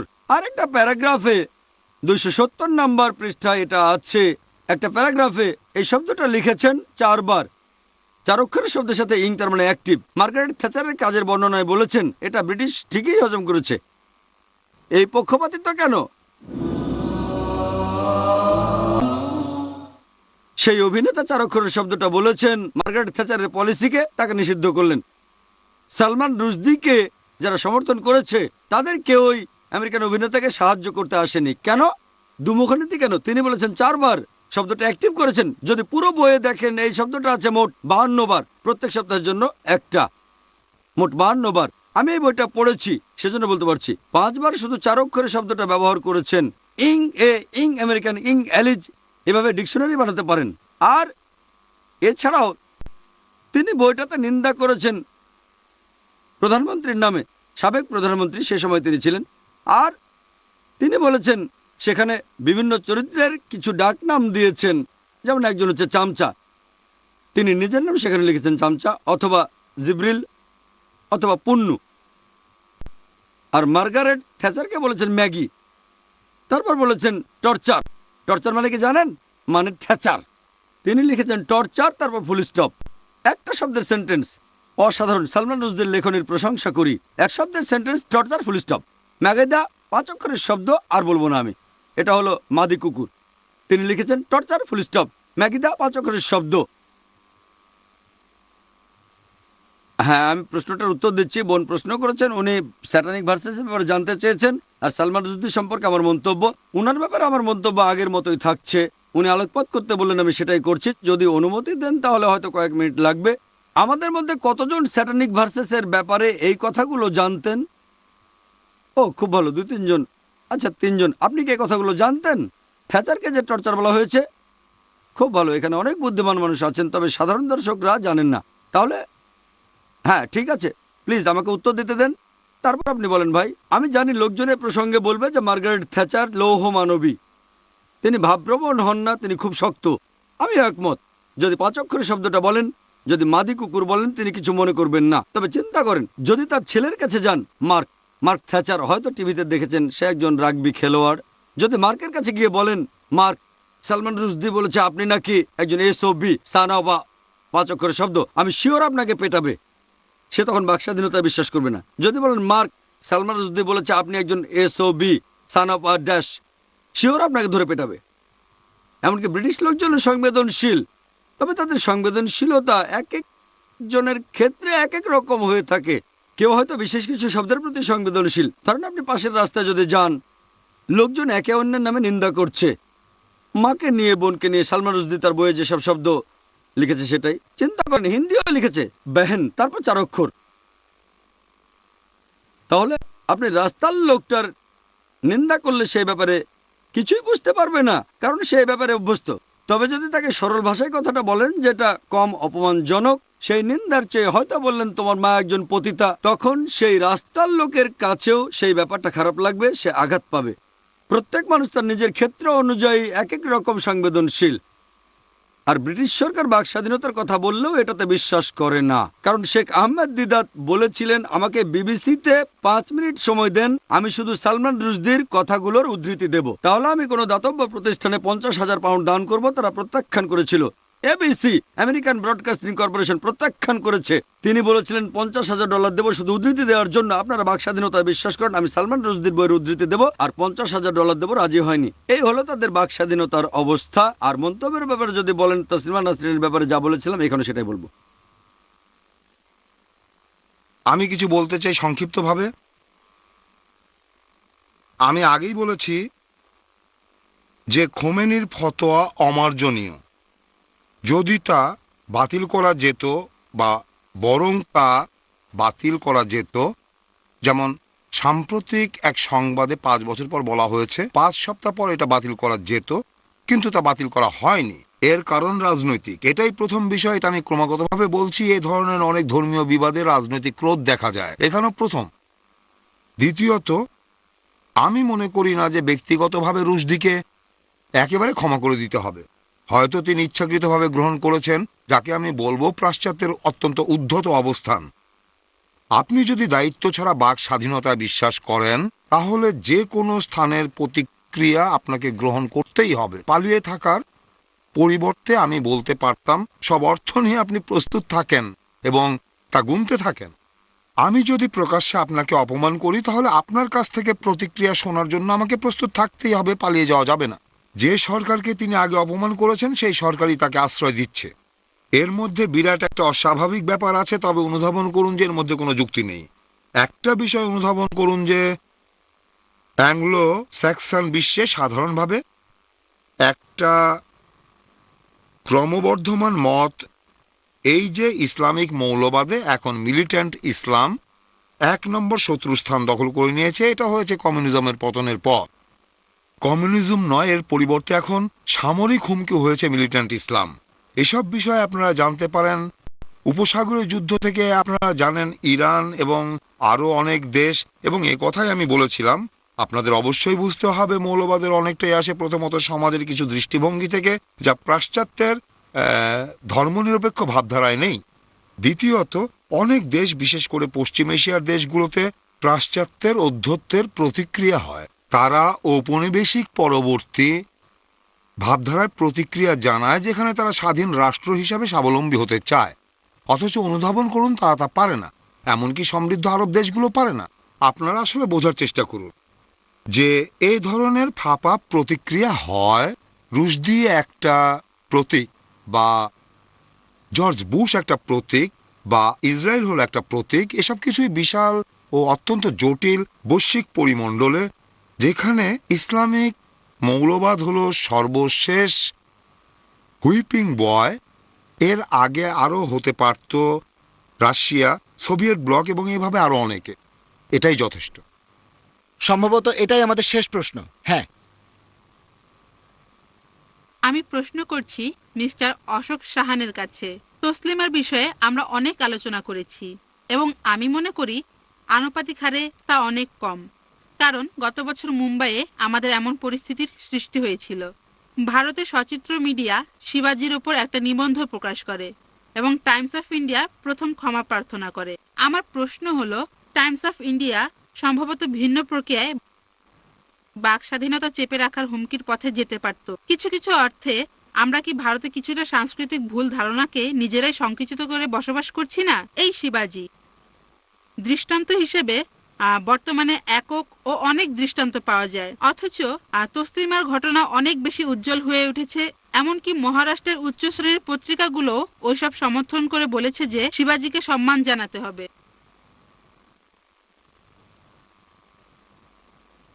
আমি আপনার সাথে সম্পূর্ণ একমত। এখানে আসল কথা হলো এই যে কাউকে যদি সম্মান করতে হয় তাহলে তাকে সমালোচনার বাইরে রাখতে হবে। আমি মনে করি না যে আমরা যে সমাজে বাস করি সেখানে এই নীতি কার্যকর হবে। আমি মনে করি প্রত্যেকের সমালোচনা করা যায়, প্রত্যেক বিষয় সমালোচনা করা যায়। কেন না? কেন নয়? হতে পারে তার ধর্ম, হতে পারে ধর্মীয় ব্যক্তিত্ব, হতে পারে রাজা, হতে পারে যারা ক্ষমতায় আছে। কেন নয়? এটাই তো বাক স্বাধীনতা। এই প্রশ্নটা সভাপতির কাছে। আমাকে আমি আপনাকে একটা প্রশ্ন করতে চাই। ঠিক আছে। আমি আশা করি আপনি একজন সাংবাদিক, সেজন্য এই প্রশ্নটা আপনার কাছে করছি। আচ্ছা ভাই অশোক সাহানে বলেছেন সাংবাদিকরাই তসলিমা নাসরিনের জীবনকে সমস্যার মধ্যে ফেলে দিয়েছে তাদের দায়িত্বহীন আচরণের জন্য। আমরা লক্ষ্য করি সাংবাদিকরা প্রায়ই দায়িত্বহীন কাজ করে। সাংবাদিক সমাজে এমন সাংবাদিকের জন্য কি শাস্তির ব্যবস্থা আছে? কারণ তাদের দায়িত্বহীনতার জন্য এদেশে অনেক সমস্যার সৃষ্টি হয়েছে, এদের কারণে অনেকেই বিপদের মধ্যে পড়েছে। সুতরাং আপনাদের সাংবাদিক সমাজে তাদের কি শাস্তির ব্যবস্থা আছে? আপনাদের সাংবাদিক সমাজ, এমন সাংবাদিকদের আপনারা কি শাস্তি দেবেন? পেশাগতভাবে আমি একজন সাংবাদিক, কিন্তু এখানে আমি সভাপতি, আর সভাপতি সবসময় বলে মন্তব্য নেই। এটাই আমার উত্তর।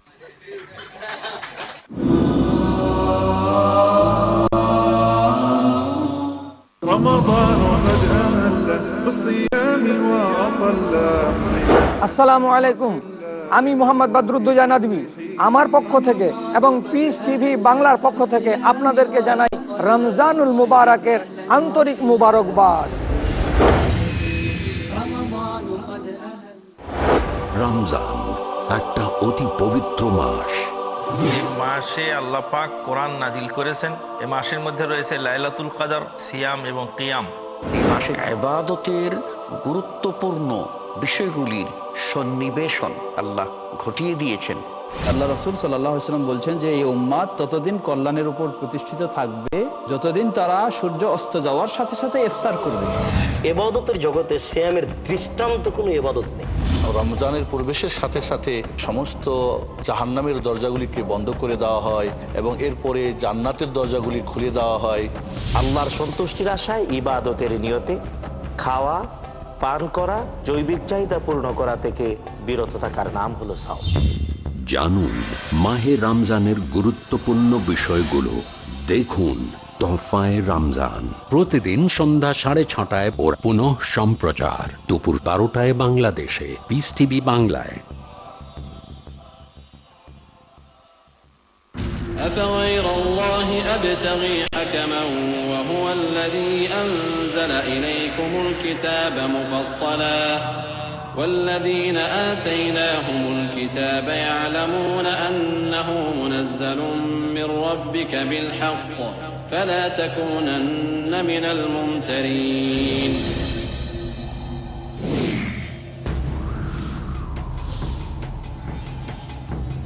আল কোরআন মহান আল্লাহর পক্ষ থেকে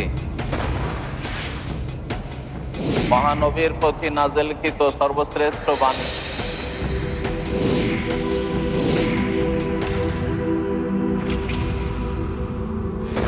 শিরকের বিরুদ্ধে তাওহীদ প্রতিষ্ঠায়,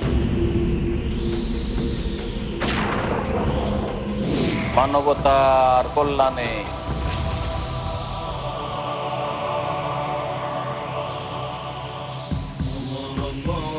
কত কার্যকরীভাবে কোরআন থেকে হিদায়াত নিয়ে কোটি কোটি মানুষের জীবন হলো আলোকিত। দেখুন আল কোরআনের আলো, কাল রাত ৯টায় বা পুনঃ সম্প্রচার দুপুর ১টায় বাংলাদেশে পিস টিভি বাংলায়।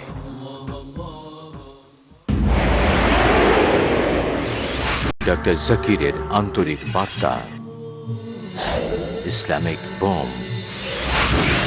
ইসলাম এসেছে আরবি মূল শব্দ সালম বা সালমুন থেকে, যার অর্থ শান্তি। এটা মূল শব্দ সিলম থেকেও এসেছে, যার অর্থ নিজের ইচ্ছাকে আল্লাহর কাছে সমর্পণ করা। মানুষ ভয় পায় একদিন হয়তো আরবদের হাতে নিউক্লিয়ার বোম চলে আসতে পারে। তারা বুঝতে পারে না ইসলামিক বোম, শান্তির বোম অনেক আগেই পড়ে গেছে। এটা পড়েছে যেদিন নবী মুহাম্মদ সাল্লাল্লাহু আলাইহি সাল্লাম জন্মগ্রহণ করেন। পিস টিভি বাংলা, মানবতার সমাধান।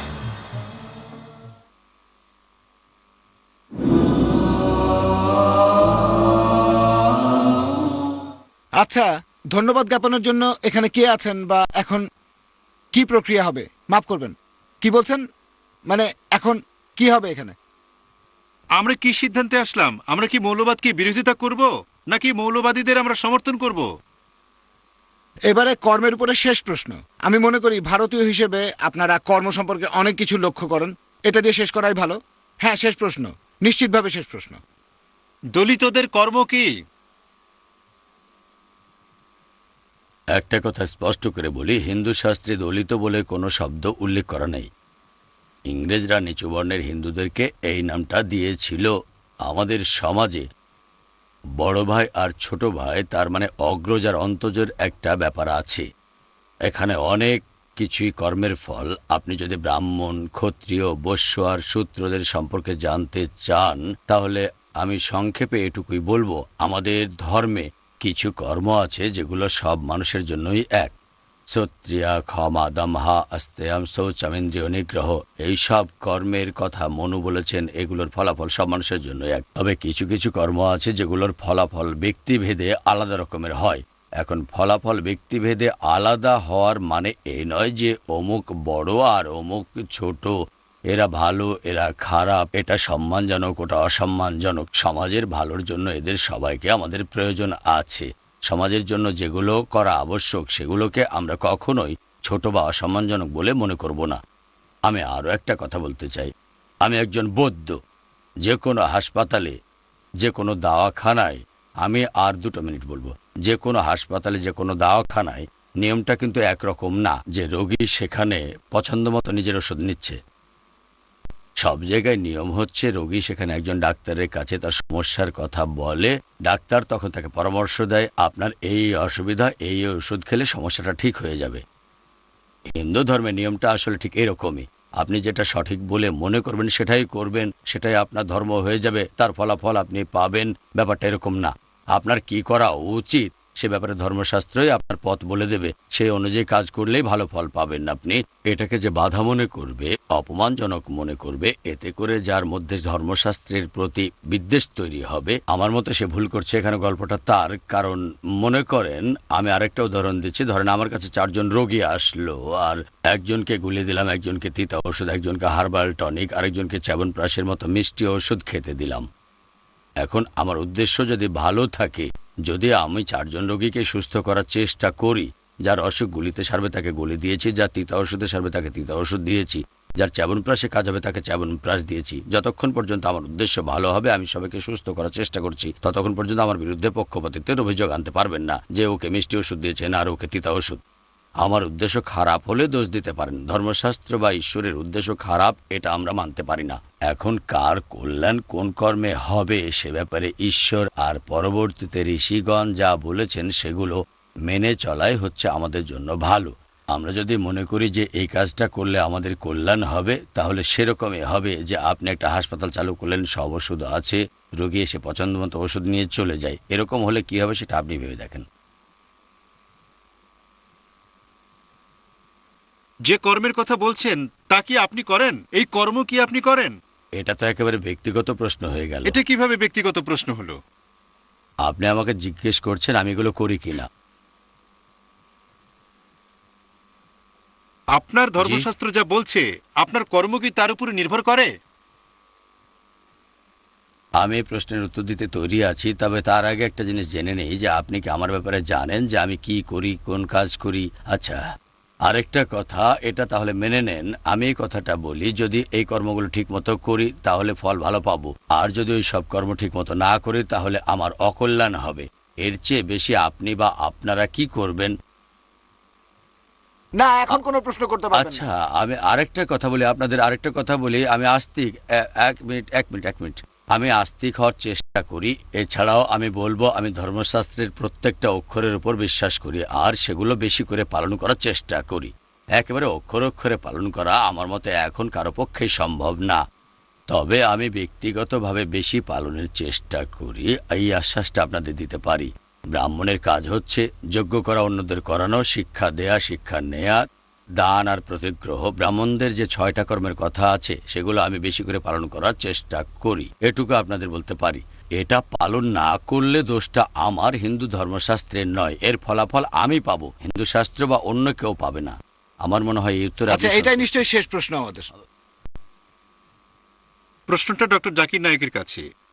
তসলিমা নাসরিন যে উদ্ধৃতি দিয়েছেন তাতে বলা হয়েছে যে মহিলারা তোমাদের শস্যক্ষেত্র, তোমরা যেভাবে ইচ্ছে যেতে পারো।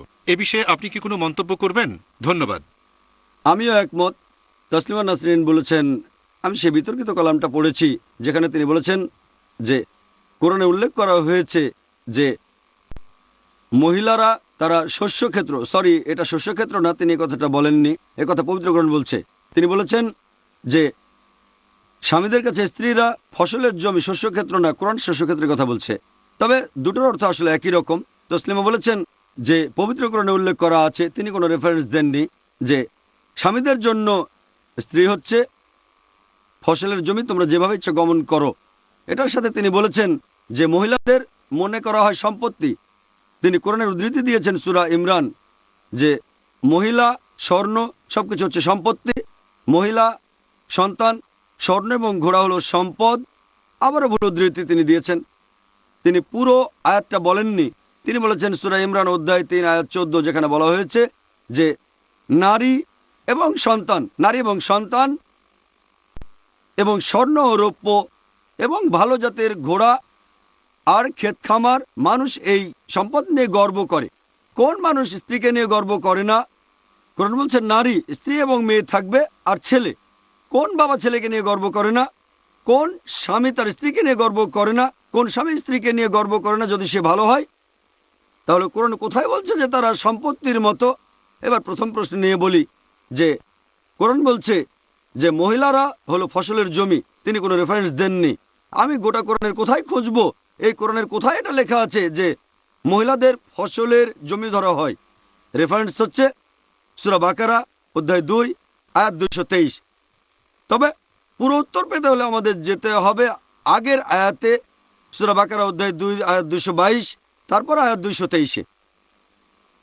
222 নম্বর আয়াত বলছে, লোকে যখন তোমাকে রজস্রাব সম্পর্কে জিজ্ঞেস করে, আমি কোরআন থেকে বলছি, চেক করে দেখতে পারেন, সূরা বাকারা অধ্যায় 2 আয়াত 222, লোকে যখন তোমাকে রজস্রাব সম্পর্কে জিজ্ঞেস করে তাদের বলো এটা বেদনাদায়ক ও অসুচি, সুতরাং রজস্রাব কালে তোমরা স্ত্রী সহবাস করবে না, পবিত্র হওয়ার পর তাদের নিকট গমন করো। আর সব ডাক্তারই আপনাকে বলবে রজস্রাবের সময় স্ত্রী সহবাস করবেন না, এতে স্ত্রী ব্যথা পাবে আর এছাড়াও এতে কিছু রোগ তৈরি হতে পারে।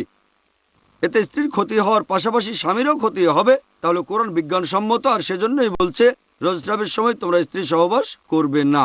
এরপর 223 নম্বর আয়াত বলছে, পরের আয়াত সূরা বাকারা অধ্যায় 2 আয়াত 223 বলছে যে তোমাদের স্ত্রীগণ তোমাদের শস্যক্ষেত্র যেভাবে ইচ্ছা গমন করতে পারো, গমন করো, আল্লাহ যেভাবে তোমাদের আদেশ দিয়েছেন। কোরআন বলছে রজস্রাবকালে তোমরা স্ত্রী সহবাস করো না, এটা বাদে তাদের সাথে ভালো ব্যবহার করবে, যখন ইচ্ছা হয় তুমি তার কাছে যাবে, আর যখন তার ইচ্ছা হয় সে আসবে। এর মধ্যে ক্ষতিটা কি হচ্ছে? এটাও ভুল উদ্ধৃতি, যেন মহিলারা এক ধরনের সম্পত্তি। এই আয়াতটার সাথে আগের আয়াতটাও আসবে যেখানে বলা হয়েছে রজস্রাবকালে স্ত্রী সহবাস করবে কিনা, আর কোরআন বলছে না।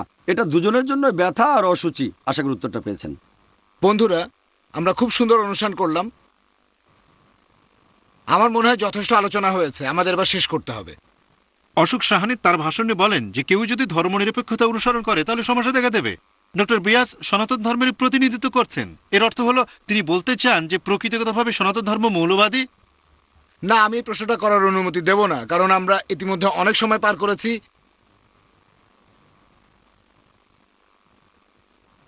আমি একটু বলি। আচ্ছা, আমি আমাদের বক্তা যখন বলতে যাচ্ছেন, অনুমতি নিয়ে আমি হ্যাঁ, তাড়াতাড়ি করেন। আমরা বাক স্বাধীনতা নিয়ে কথা বলছি, প্রশ্ন করার স্বাধীনতাও এখানে থাকতে হবে। প্রশ্নটা কি আরেকবার বলবেন? আপনি যদি ধর্মনিরপেক্ষতা অনুসরণ করেন তাহলে আপনি কোনো সমস্যার সমাধান করতে পারবেন না। অর্থাৎ আপনি সনাতন ধর্মের যে মত বা দৃষ্টিভঙ্গি আপনি বলতে চান তা হলো প্রকৃতিগতভাবে সনাতন ধর্ম মৌলবাদী। তাহলে আপনি মুসলিম মৌলবাদীকে দোষ দেবেন কেন?